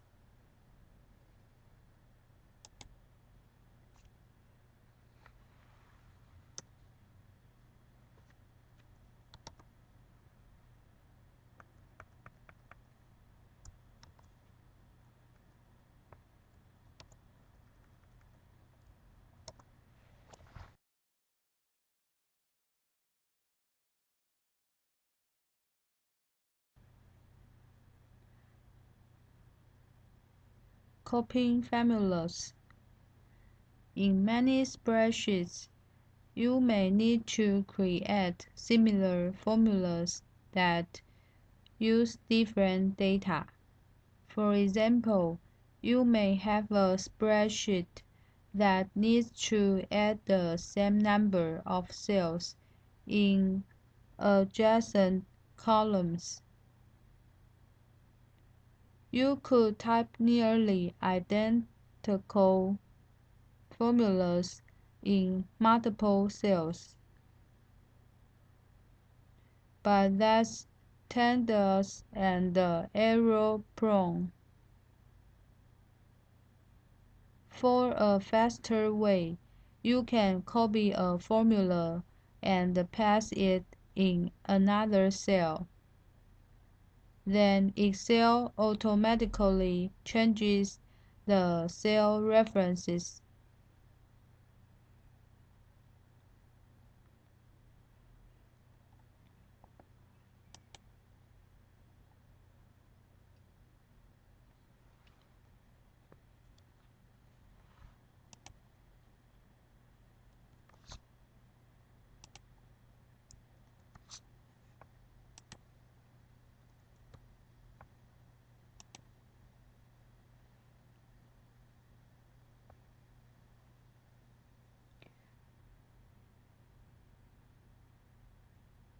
You can see that cell B6 contains the formula equal B2 addition B3 addition B4 addition B5, which simply adds the numbers stored in the four cells directly above the cell that contains the formula. If you copy this formula to another cell, that new formula will also add the four cells directly above it. Copy and paste this formula to C6 cell.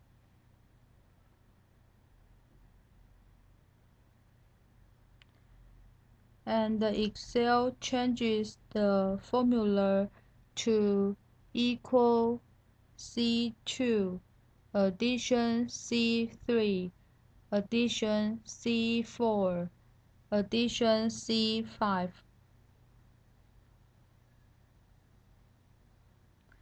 To copy and paste a formula so that each formula changes cell references automatically. Follow these steps. Select the cell that contains the formula you want to copy.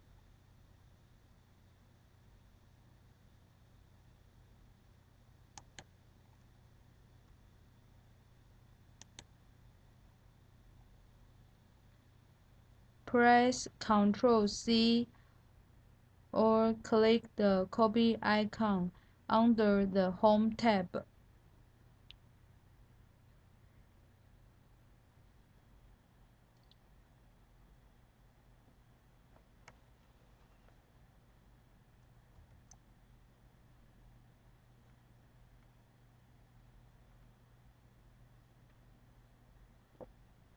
Excel displays a dot line around your select cell.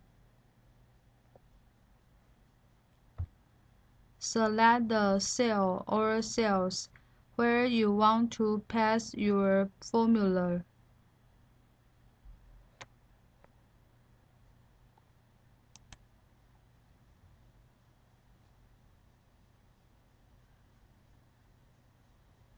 If you select multiple cells, Excel pastes a copy of your formula in each of those cells.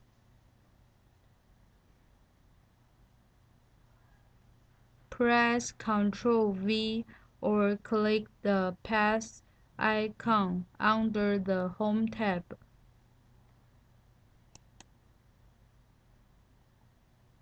Excel pastes your formula and automatically changes the cell references.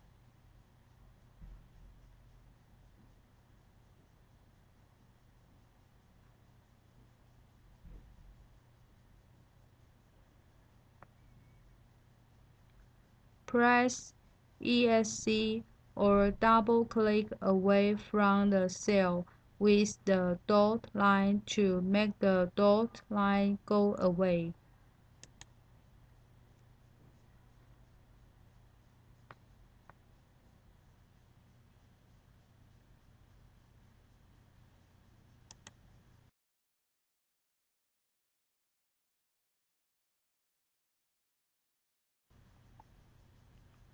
Using functions. Creating simple formulas is easy, but creating complex formulas is hard. To make complex formulas easier to create, Excel comes with pre-built formulas called functions.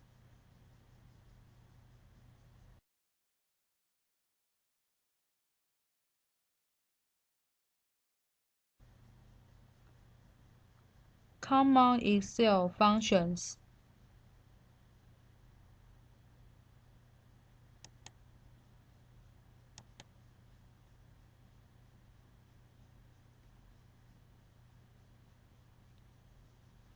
Average calculates the average value of numbers stored in two or more cells. Count numbers counts how many cells contain a number instead of a label text.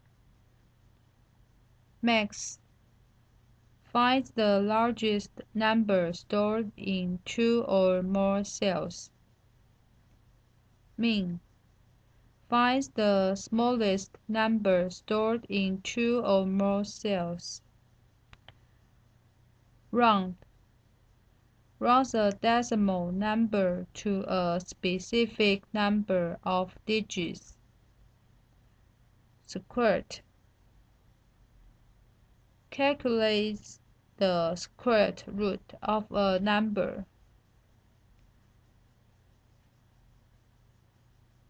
sum as the values stored in two or more cells.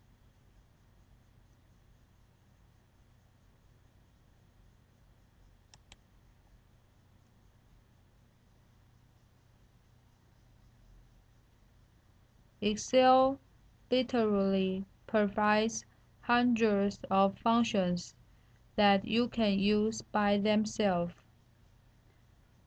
or as part of your own formulas. A function typically uses one or more cell reference. Single cell reference such as equal, round, C4, 2,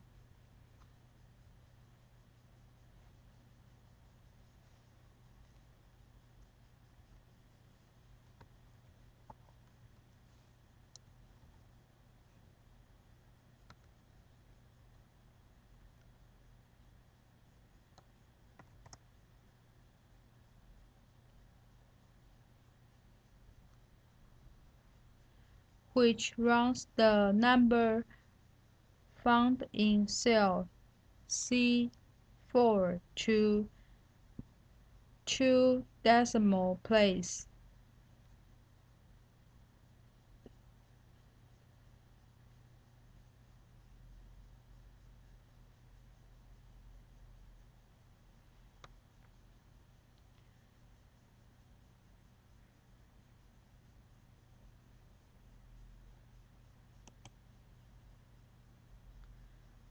Contiguous adjacent cell ranges such as equal, sum, B2 to B5.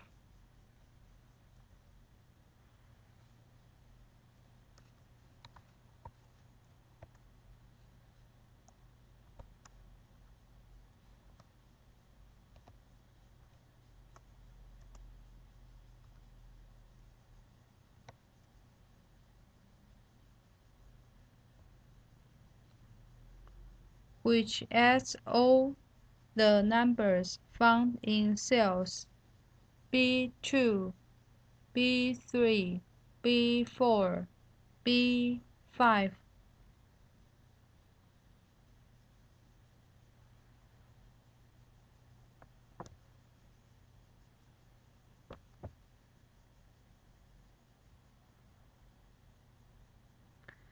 Non-contiguous cell ranges such as sum, B2, B3, B5.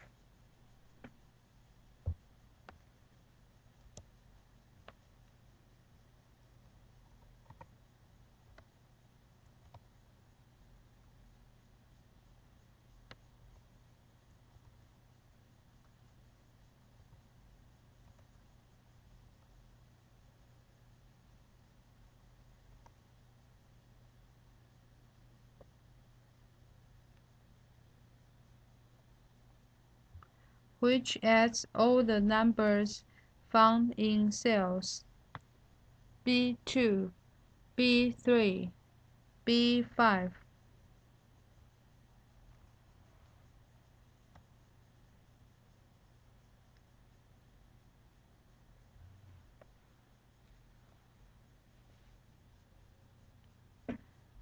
To use a function, follow these steps.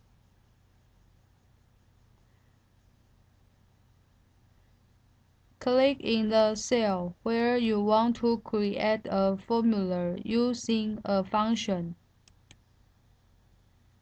Click the Formulas tab.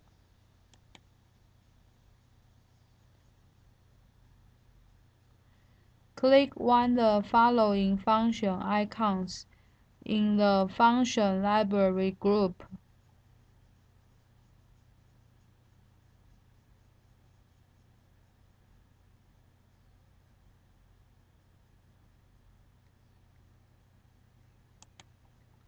Financial calculates business-related equations, such as the amount of interest earned over a specified time period.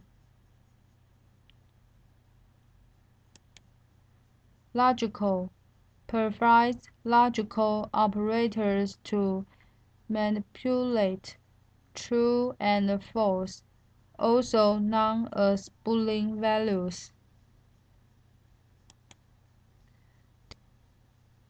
Test searches and manipulates text. Day and time provides day and time information.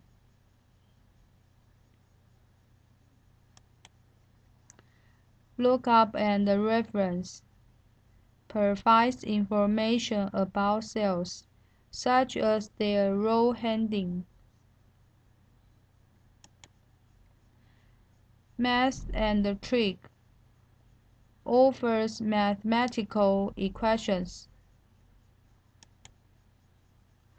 More functions provides access to statistical and engineering functions.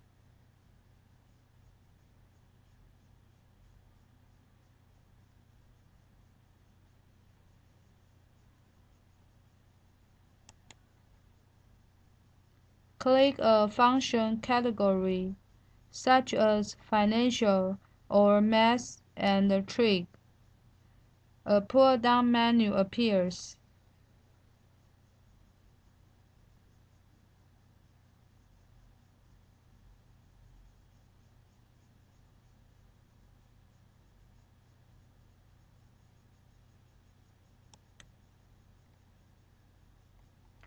Click a function. The function arguments dialog box appears.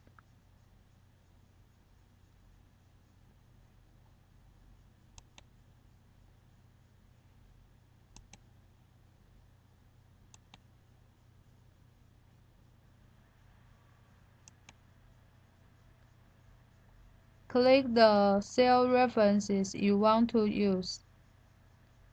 Repeat these steps as many times as necessary. Click OK button.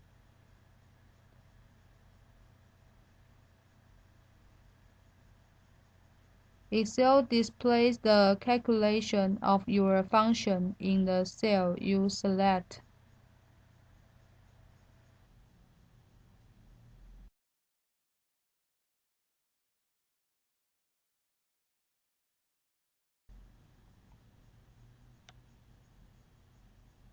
Using functions AutoSum. The quickest calculation that Excel can make is to add a set of selected cells or numbers with the AutoSum feature. AutoSum is really the easiest function in the Excel function library of the Ribbon's Formulas tab.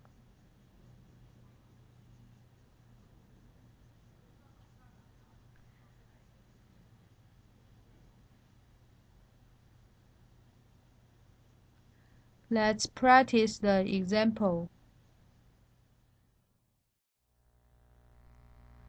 Click the Formulas tab of the ribbon. Drag through to select the cells you want to add.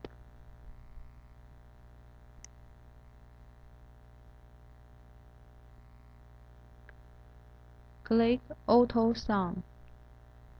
The column of figures is added with the sum placed in the next cell below those selected.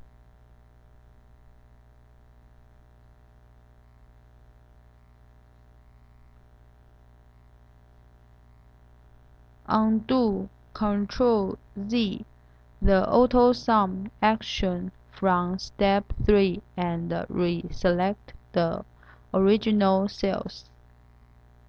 Click the Auto Sum.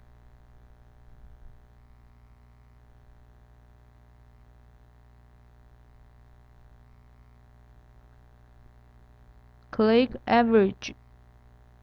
The average of the selected values is placed in the next cell below the selected cells.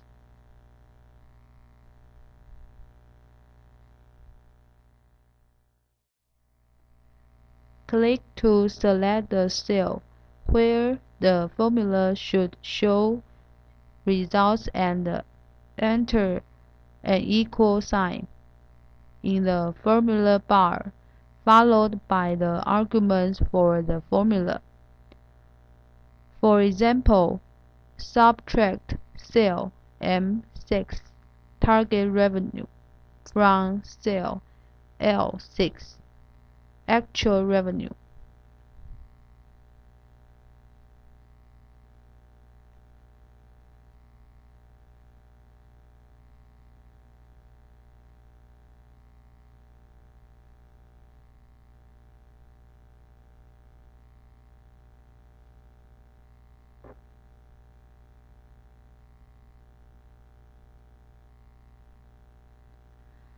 The referenced cells in the formula are highlighted in the worksheet. Click the check mark on the formula bar to apply the formula. The formula result is shown in the cell.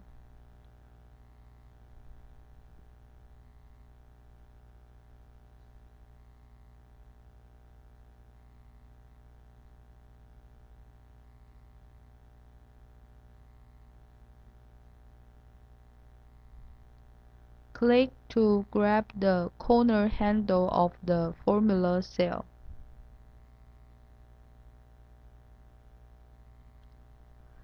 The cursor turns into crosshairs, and you can draw through the other cells where results are desired.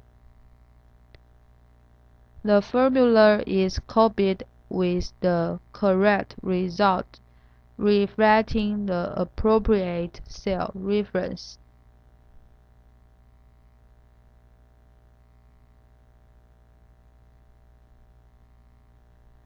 Click the Autofill Options drop-down arrow. Click Copy Cells.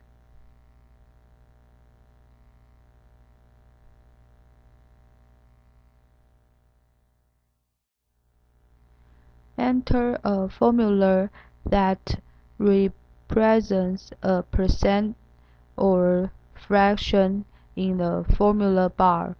For example, the percentage of results from the target revenue. In the Home tab, set the number format as general to see the fraction as a decimal.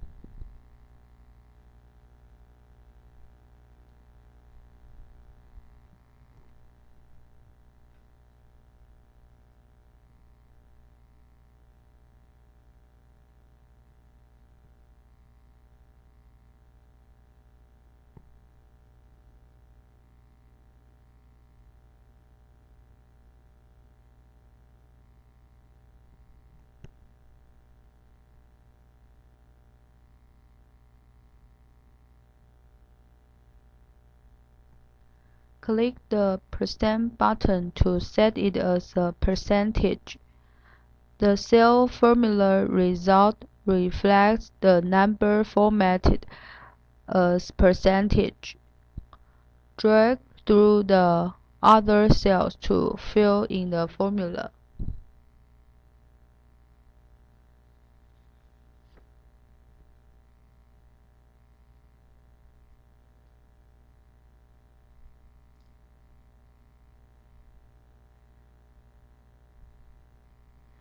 Click the Formula tab of ribbon.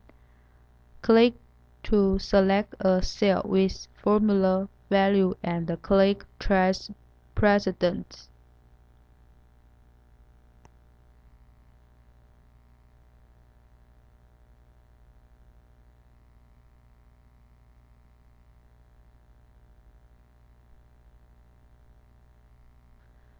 The cells resulting in that formula value are traced.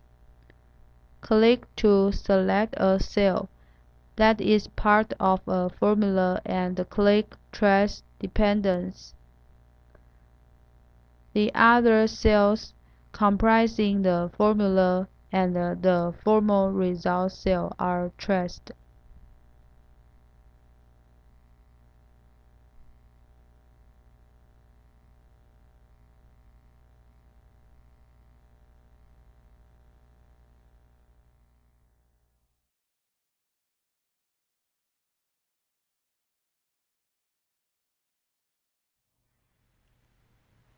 Using recently used functions. Digging through all the different function library menus can be cumbersome.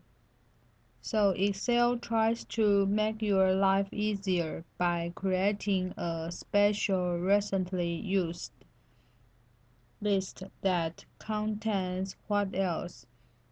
A list of the functions you've used most often.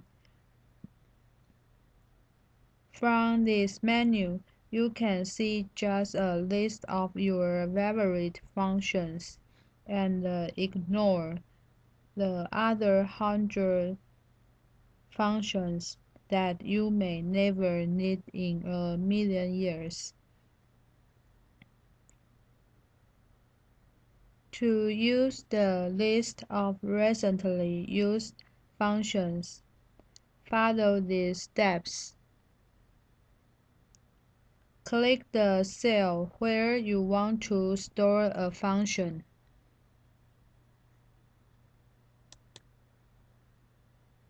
Click the Formulas tab.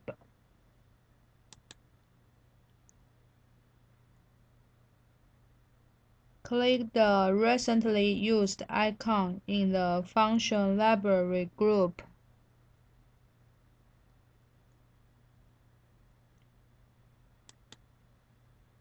A pull-down menu appears. Choose a function.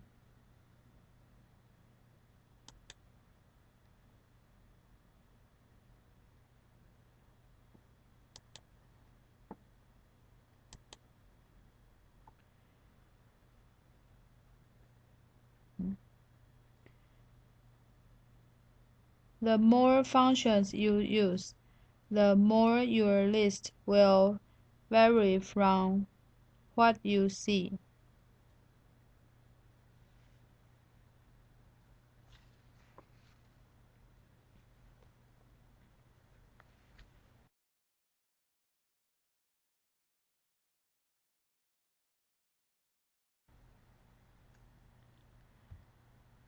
Editing a formula. After you create a formula, you can always edit it later. You can edit a formula in two places. In the formula bar, in the cell itself,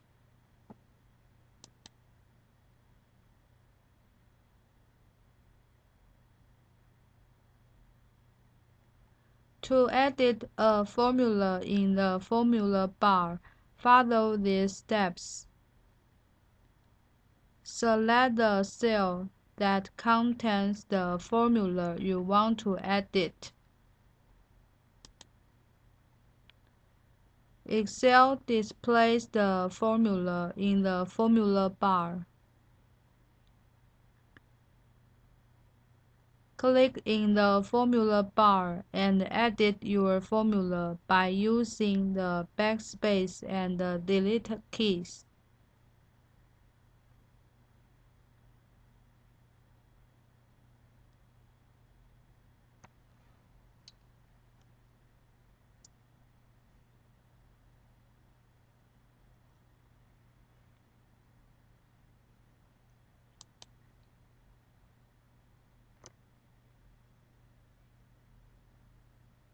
To add a formula in the cell itself, Follow these steps.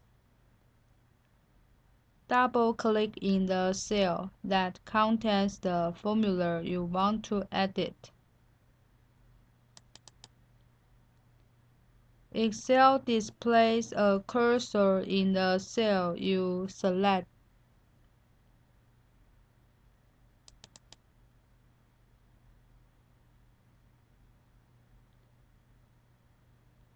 Edit your formula by using the backspace and delete keys.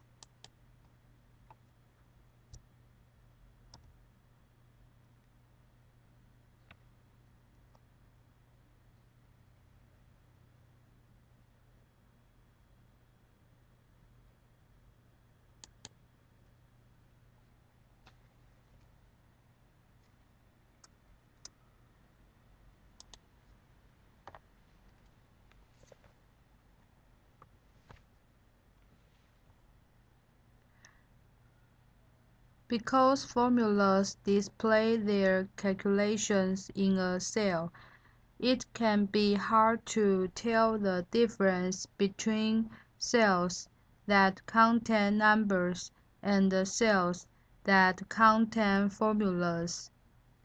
To make formulas visible, press this button.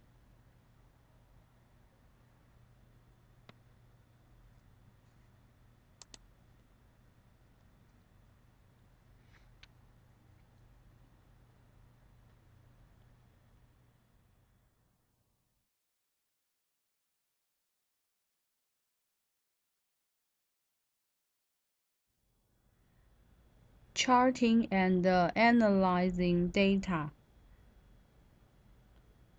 To help you analyze and understand what rows and columns of numbers might mean, Excel can convert data into a variety of charts, such as pie charts, bar charts, and line charts.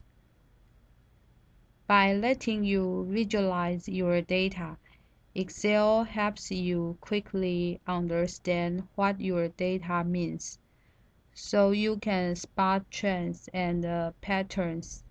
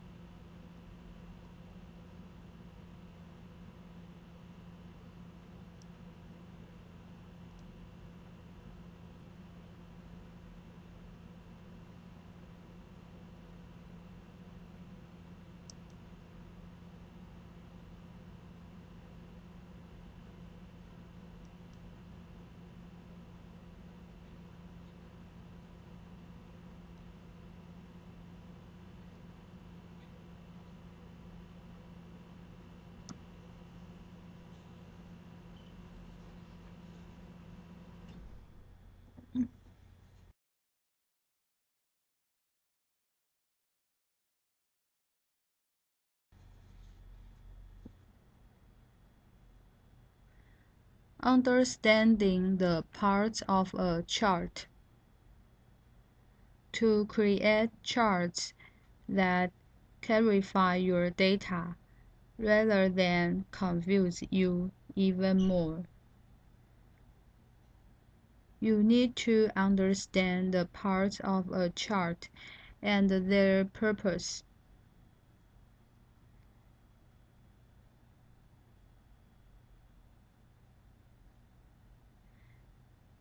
Data series. The numeric data that Excel used to create the chart.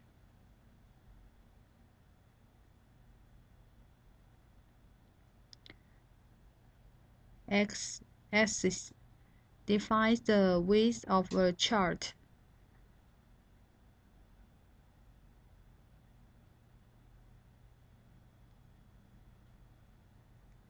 Y-axis defines the height of a chart.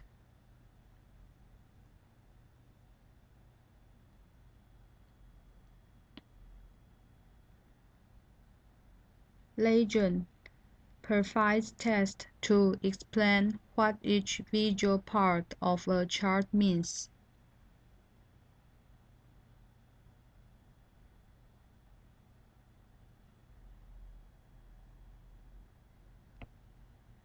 Chart title explains the purpose of the entire chart.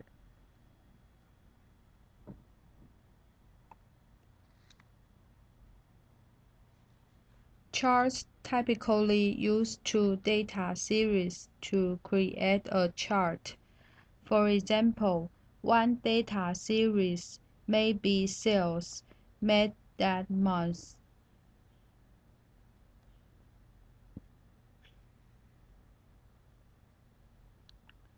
while a second data series may be the names of each product.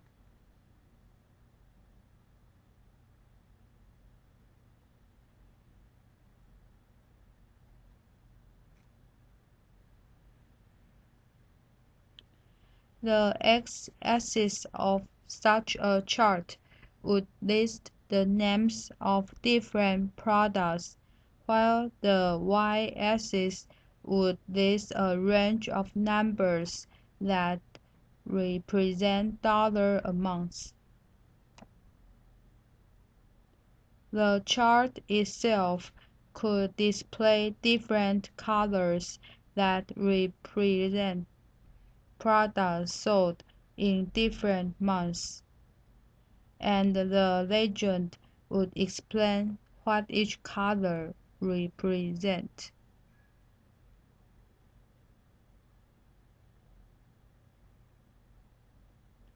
By glancing at the column chart, you can quickly identify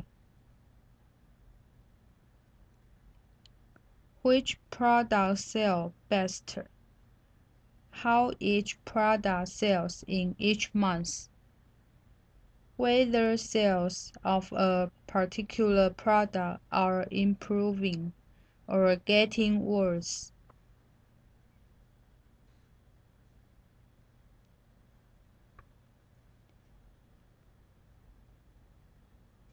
All this data came from the spreadsheet. By looking at the numbers in this spreadsheet, identifying the above information is nearly impossible. However, by converting these numbers into a chart, identifying this type of information is so simple, even your boss could do it.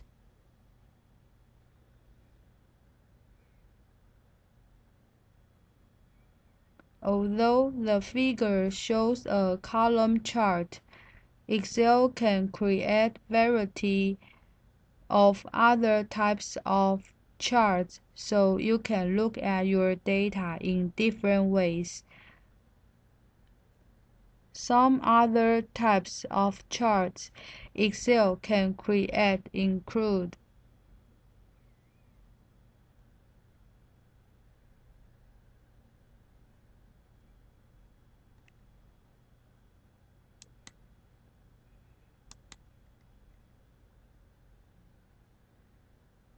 Column chart displays quantities as vertical columns that grow upward, useful for creating charts that compare two items, such as sales per month or sales per salesperson.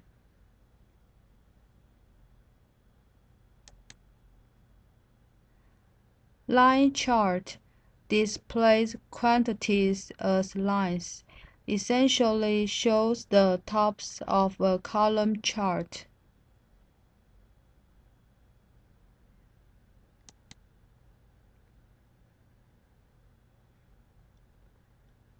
Area chart, identical to a line chart except that it shades the area underneath each line.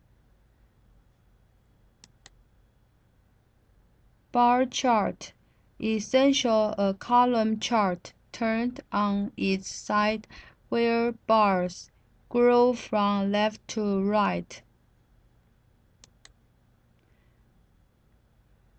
Pie chart compares multiple items in relation to a whole, such as which product sales make up a percentage of a company's overall profits.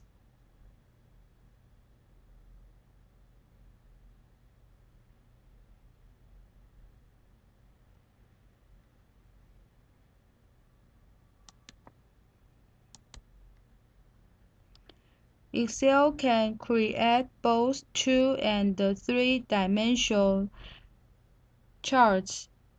A 3D chart can look neat, but sometimes the 3D visual can obscure the true purpose of the chart, which is to simplify data and make it easy for you to understand in the first place.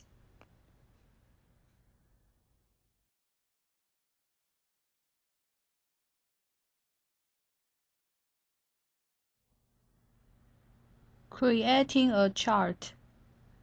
Before you create a chart, you need to type in some numbers and identifying labels, because Excel will use those labels to identify the parts of your chart.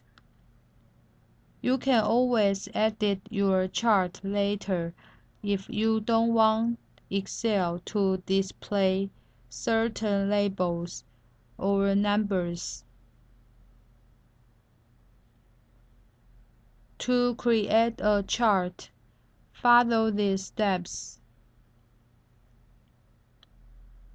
Select the numbers and the labels that you want to use to create a chart.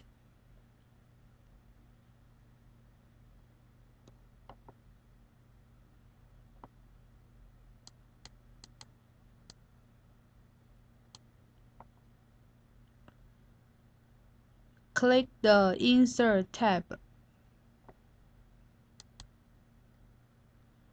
A list of chart type icons appears in the Charts group.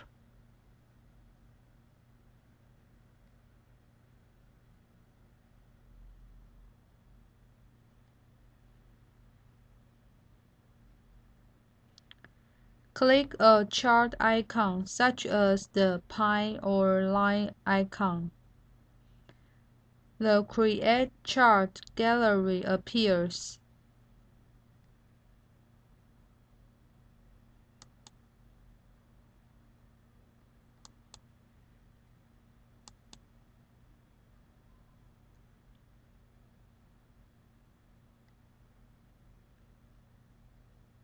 Click a chart type.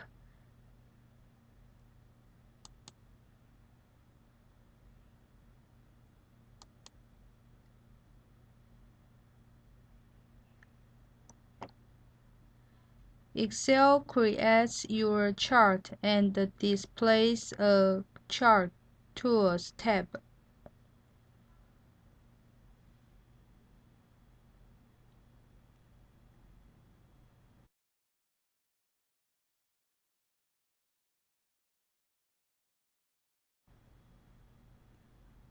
Editing a chart.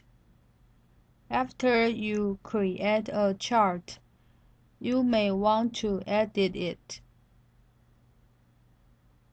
Editing a chart can mean moving it to a new location, changing the data source, the numbers that Excel used to create the chart,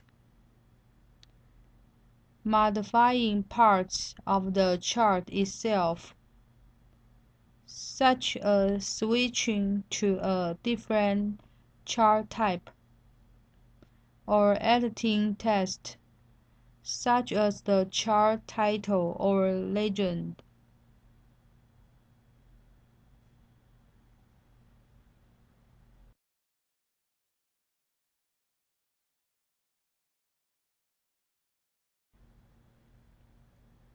Moving a chart on a worksheet. When you create a chart, Excel plops it right on your display spreadsheet, which may not be exactly where you want it to appear. Excel gives you the option of moving a chart to a different place on the current worksheet page or on a different worksheet page altogether.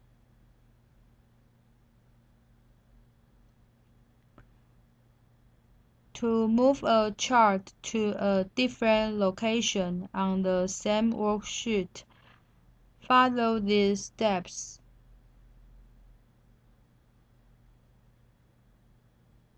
Move the mouse pointer over the border of the chart until the mouse pointer turns into a four-way pointing arrow.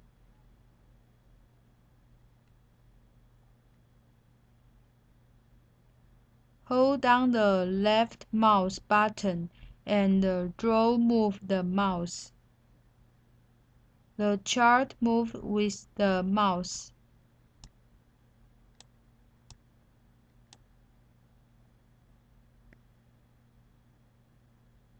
Move the chart where you want it to appear and release the left mouse button.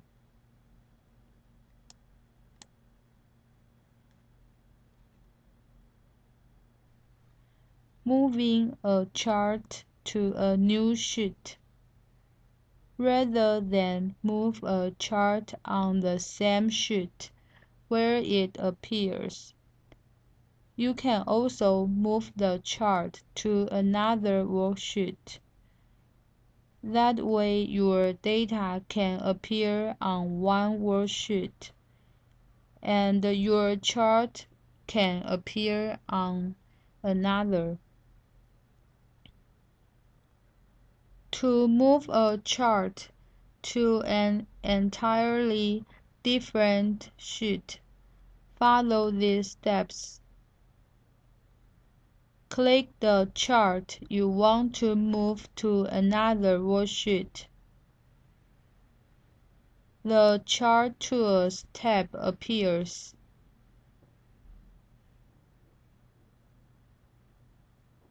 Click the Design tab.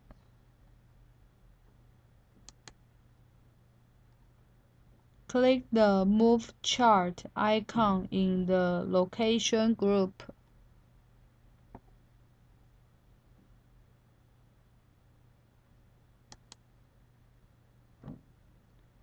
The Move Chart dialog box appears.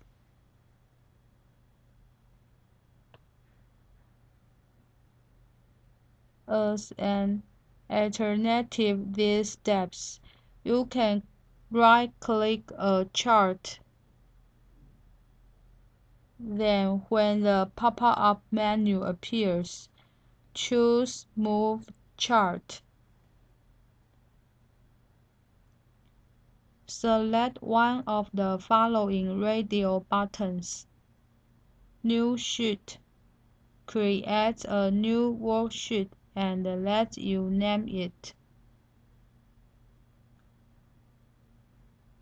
Object in lets you choose the name of an existing worksheet.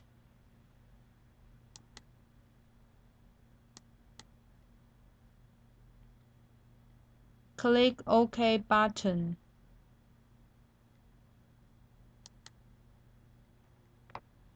Excel moves your chart.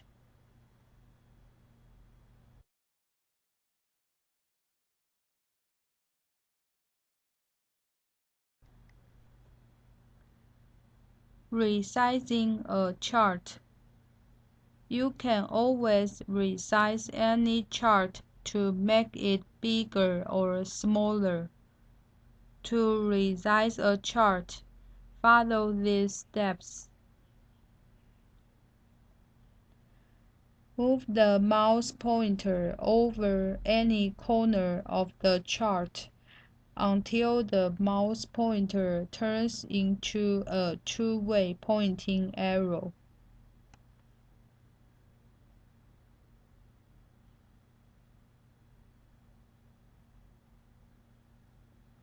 Hold down the left mouse button and move the mouse to shrink or expand your chart.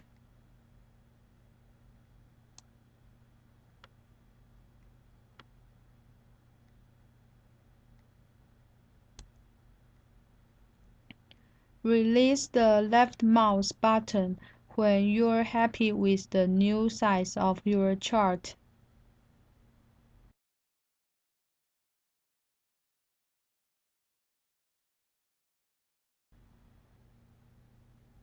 Using the chart tools.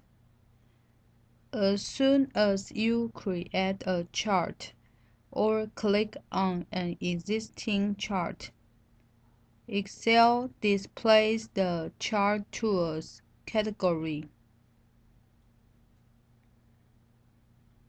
which displays Design, Layout, and Format tabs.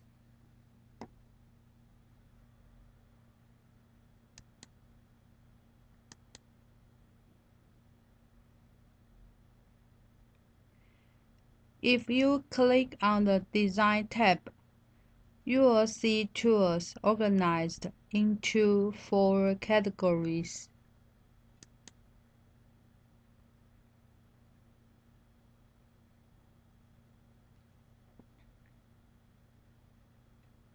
Type lets you change the chart type.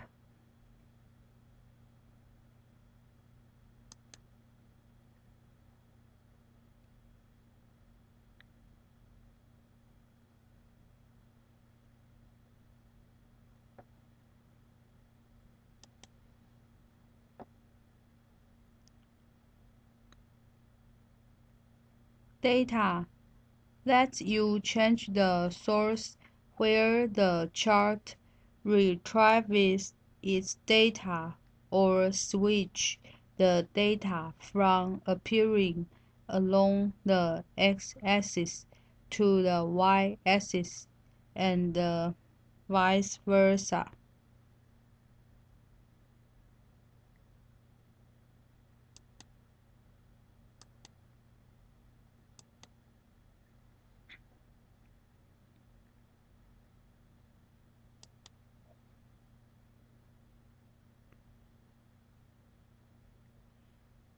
Chart layouts lets you change the individual parts of a chart, such as the chart title, X or Y axis labels, or the placement of the chart legend, top, bottom, left, right.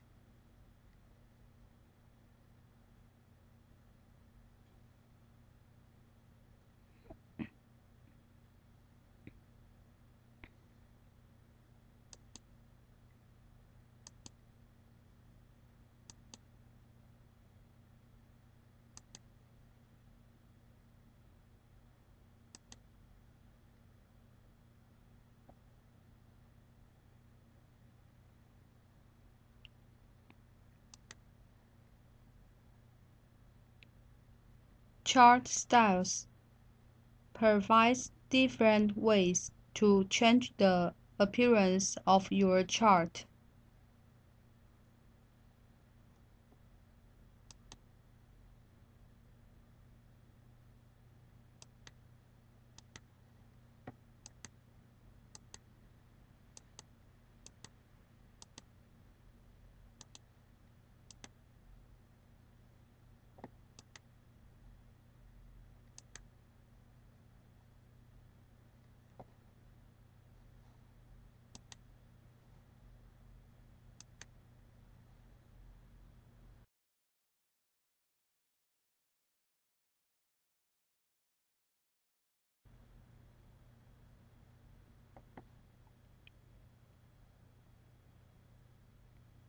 Changing the chart type. After you create a chart, you can experiment with how your data may look when displayed as a different chart, such as switching your chart from a bar chart to a pie chart. To change chart types, follow these steps.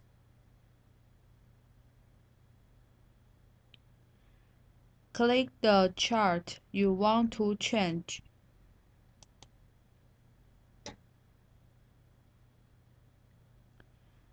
The Chart Tools category appears.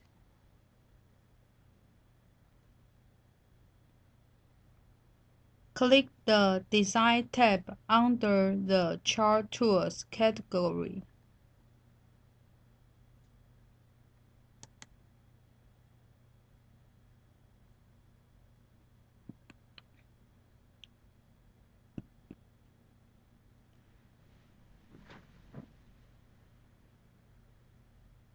Click the Change Chart Type icon in the Type group.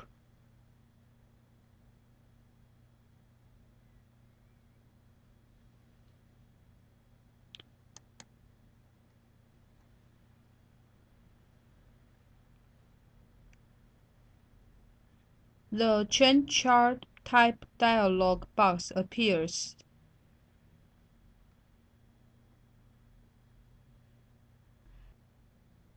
Click a chart type, such as pie or column. The dialog box displays a list of chart designs in the right panel of the dialog box.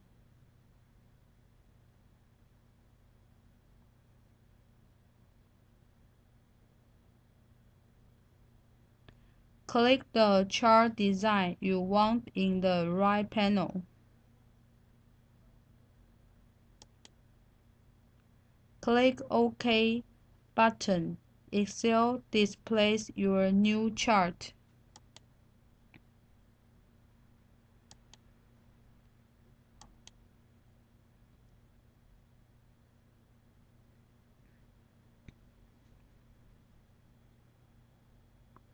If you don't like how your chart looks, just press Ctrl Z to return your chart to its original design.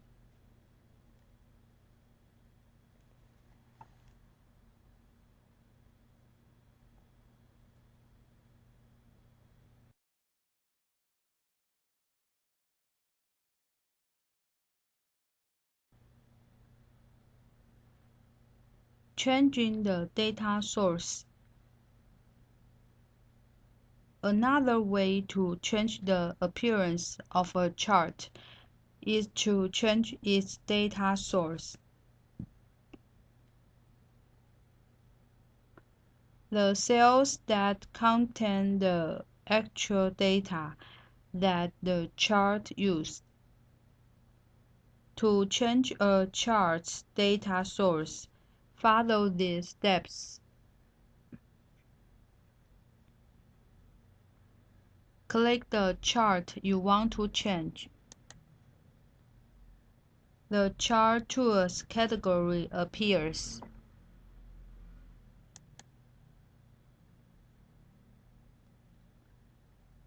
Click the Design tab under the Chart Tools category.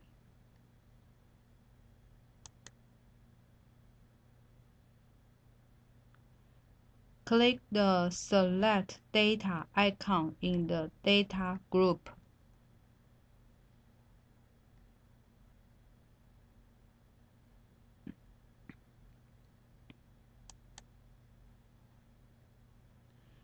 The Select Data Source dialog box appears. Click the Shrink dialog box icon to shrink the Change Data Source dialog box so you can see more of your spreadsheet.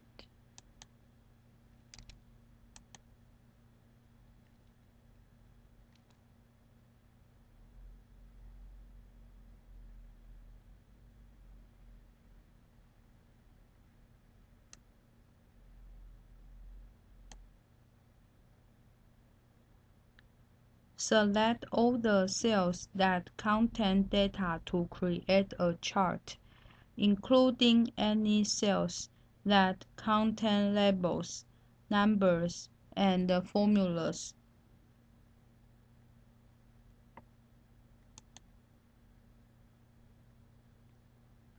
Click OK button. Excel displays your chart.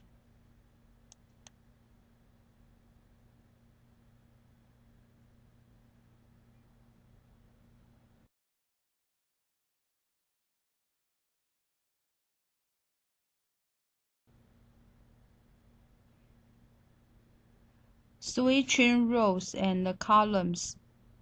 When Excel creates a chart, it displays your data's labels on the X and Y axis. However, you can switch this around, and Excel can show you how your chart may change.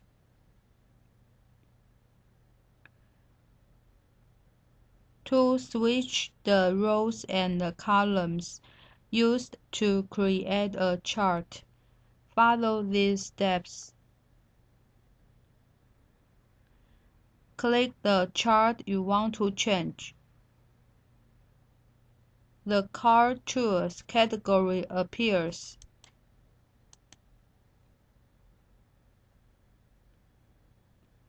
Click the Design tab under the Chart Tools category.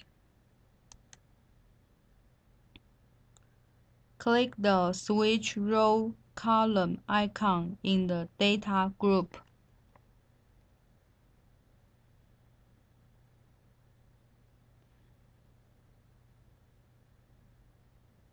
Excel switches the X-axis data to appear on the Y-axis and vice versa.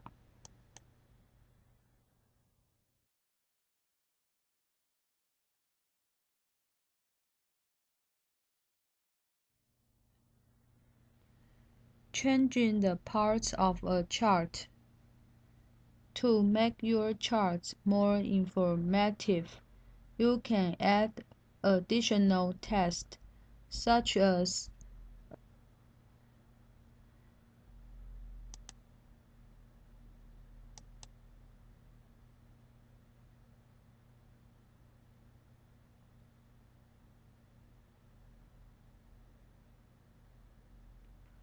a chart title,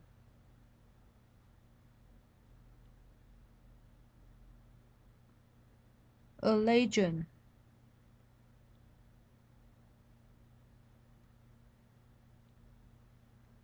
data labels,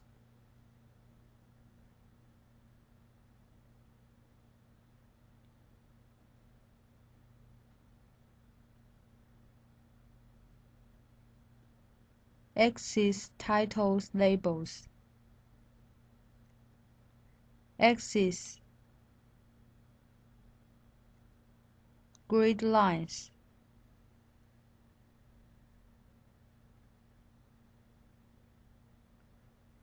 With each part of a chart, Excel can either hide it completely or move it to a different location.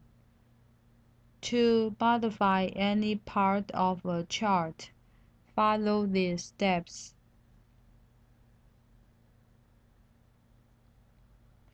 Click the chart you want to change. The Chart Tools category appears.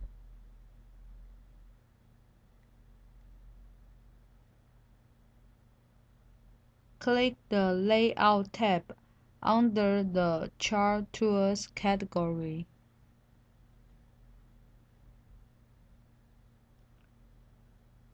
Click the icon that identifies the part of the chart you want to modify, such as chart title or axis titles.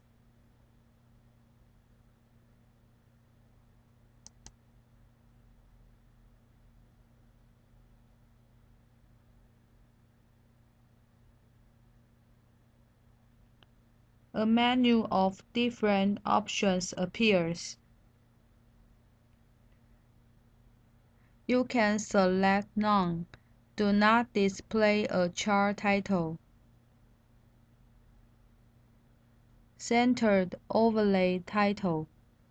Overlay centered title on chart without resizing chart. Above chart. Display title at top of the chart area and resize chart.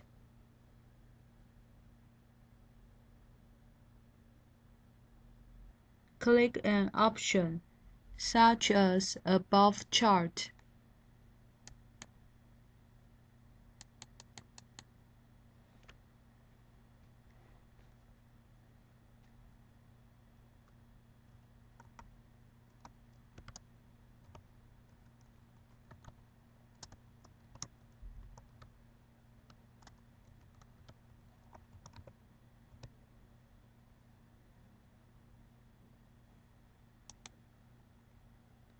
Excel shows your modified chart.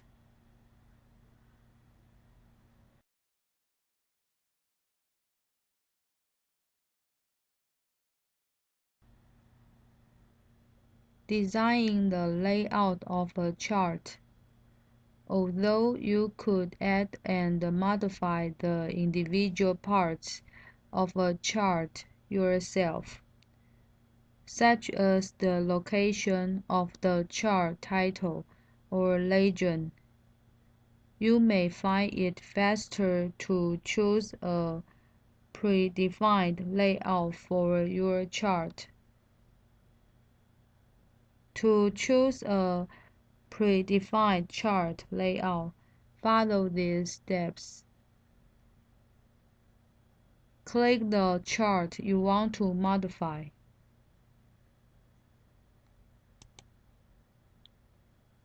The Chart Tools category appears.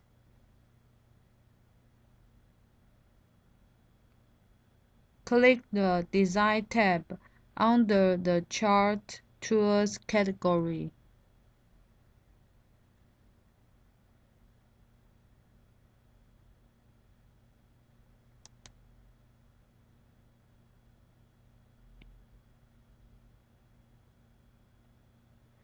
Click the More button in the Chart Layouts group.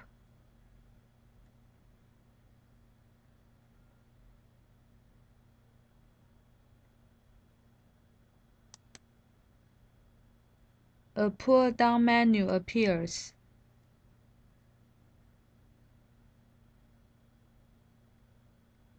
Click a chart layout.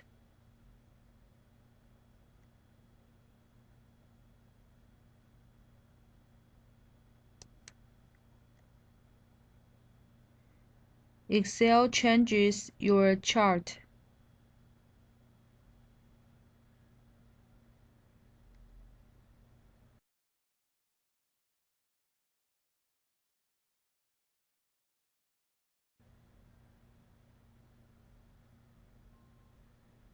Deleting a chart. Charts may be nice to look at, but eventually you may want to delete them. To delete a chart, follow these steps. Click the chart you want to delete. Press Delete.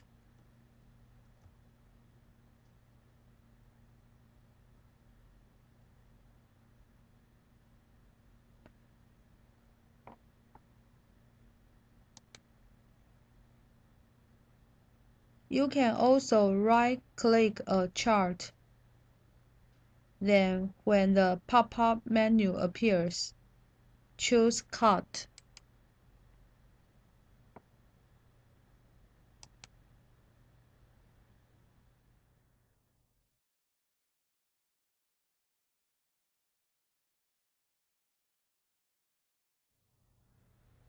Printing workbooks. After you create a spreadsheet, you can print it out for others to see.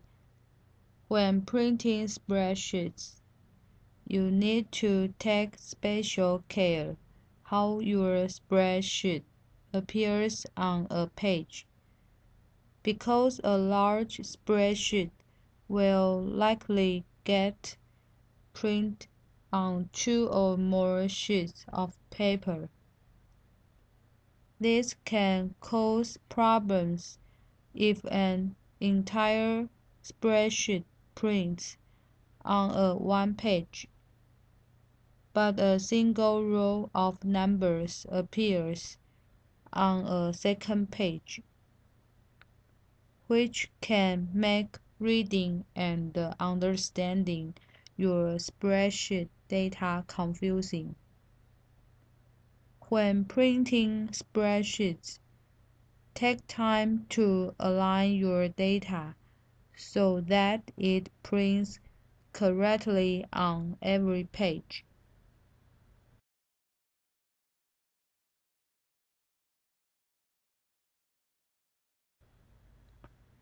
Using Page Layout View, Excel can display your spreadsheets in two ways: Normal View and Page Layout View. Normal View is the default appearance, which simply fills your screen with rows and columns, so you can see as much of your spreadsheet as possible. Page Layout View displays your spreadsheet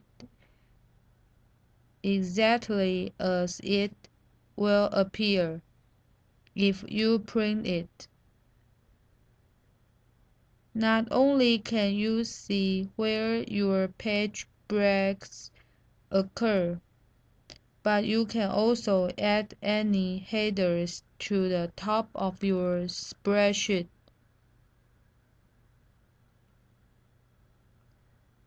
To switch back and forth from Normal View to Page Layout View, follow these steps. Click the View tab.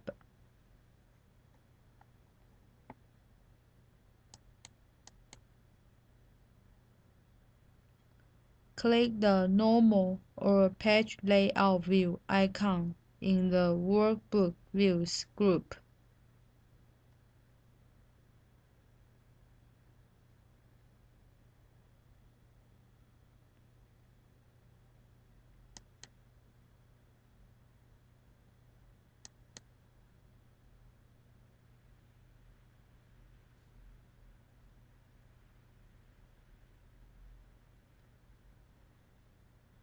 You can also click the Normal or Page Layout View icons in the bottom right corner of the Excel window.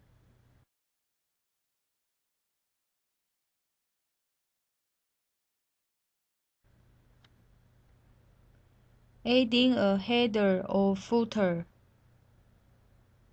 Headers and footers are useful when printing out your spreadsheet. A header may explain the information in the spreadsheet, such as 2012 tax return information, and a footer may display page numbers. To create a header or footer, follow these steps.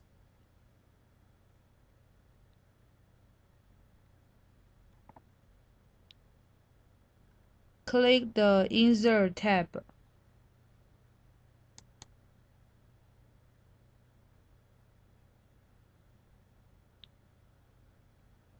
Click the header and footer icon in the text group.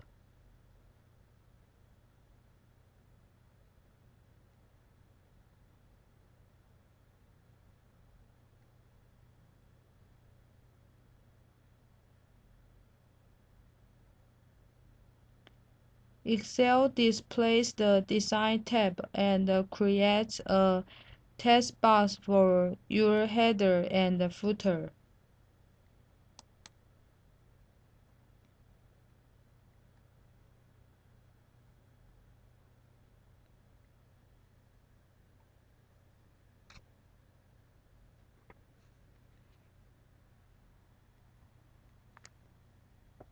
Type your header text in the header text box.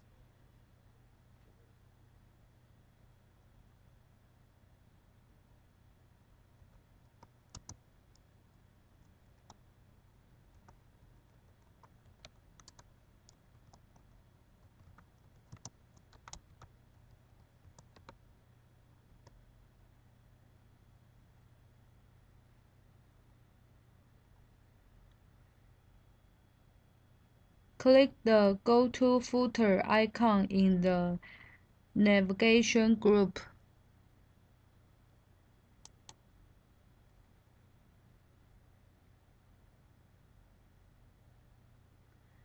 Excel displays your footer text box.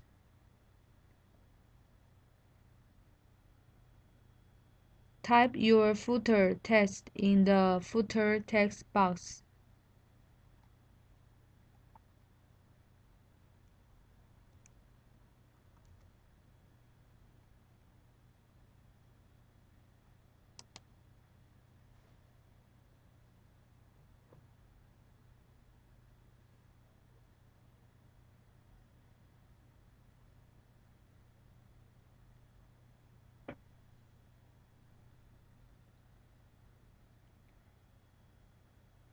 If you switch to Page Layout view, you can click directly in the header or footer box at the top or bottom of the page.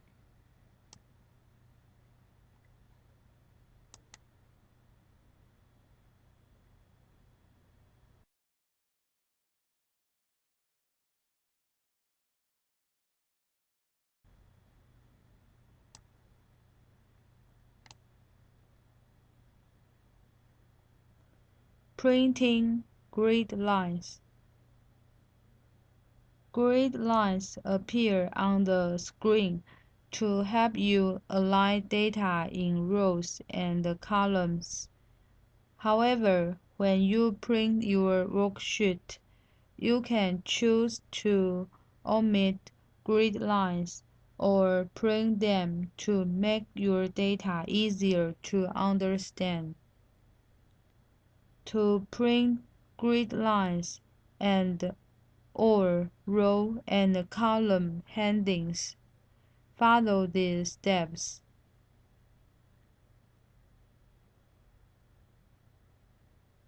Click the Page Layout tab. Select View or print box under the grid lines category. Select the View or Print box under the heading category, defining a print area. Sometimes you may not want to print your entire spreadsheet, but just a certain part of it, called the print area.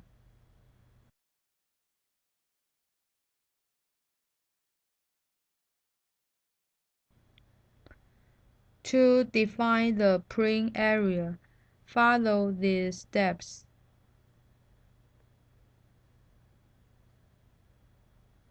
Select the cells that you want to print.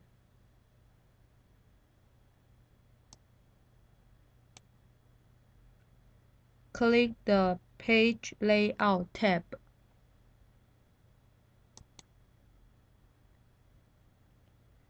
Click the Print Area icon in the Page Setup group.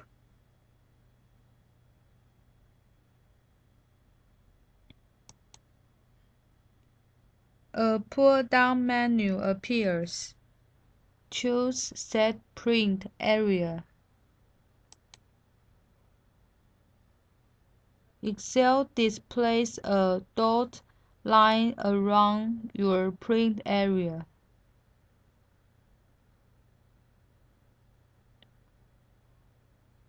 Click the File tab and then click Print.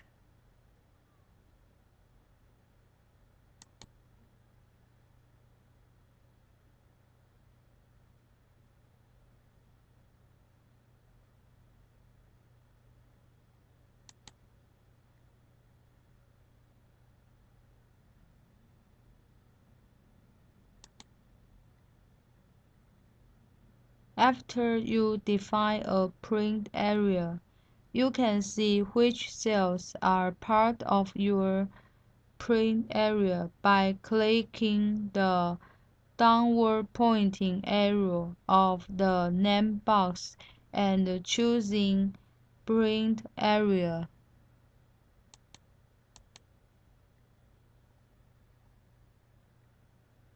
After you define a print area, you can always add to it by following these steps.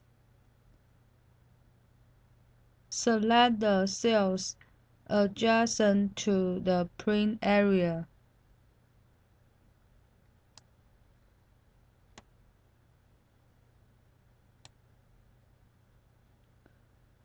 Click the Page Layout tab.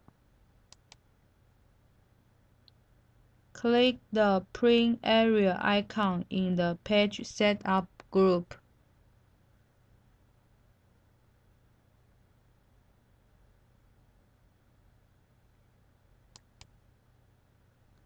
A pull-down menu appears. Choose Add to Print Area.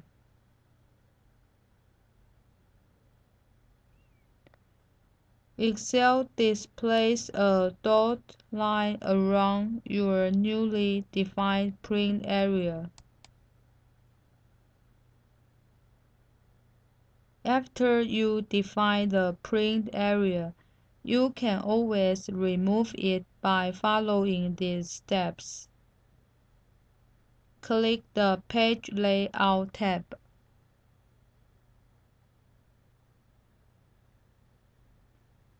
Click Print Area. A pull-down menu appears.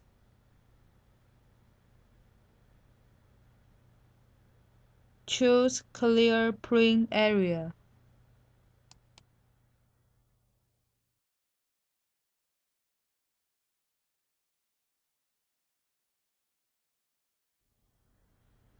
Defining printing margins.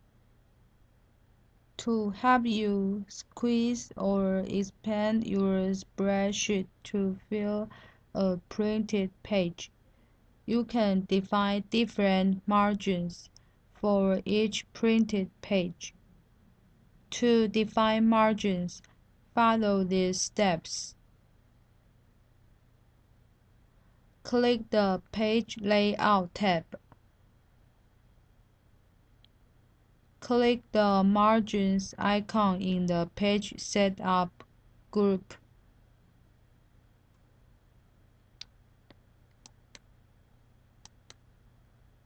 A pull-down menu appears.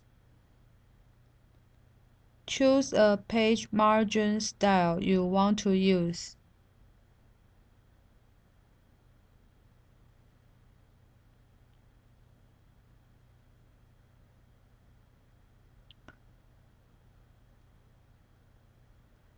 If you choose custom margins, you can define your own margins for a printed page.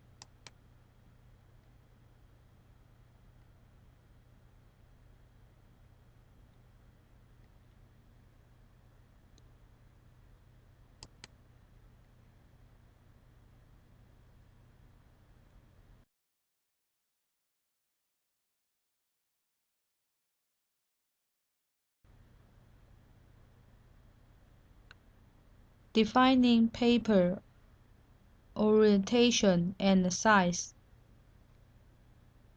Paper orientation can be either landscape, the paper width is greater than its height, or portrait mode, the paper width is less than its height. Paper size defines the physical dimensions of the page. To change the paper orientation and size, follow these steps. Click the Page Layout tab. Click the Orientation icon in the Page Setup group.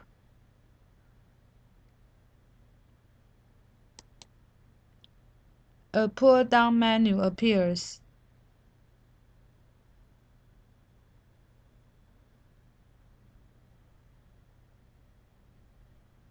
Choose Portrait or Landscape.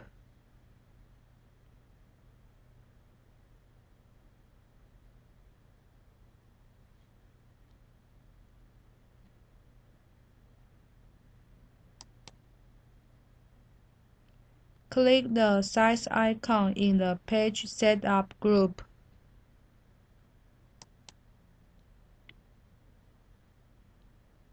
A pull-down menu appears.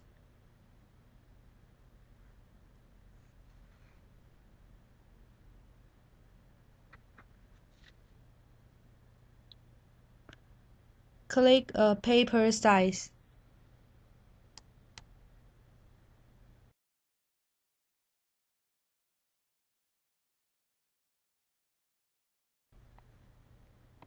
Printing in Excel. When you finish defining how to print your spreadsheet, you'll probably want to print it eventually. To print a worksheet, follow these steps. Click the File tab.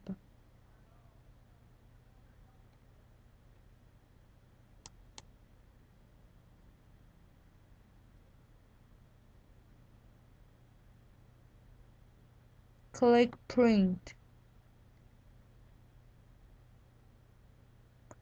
The print preview appears in the right pane.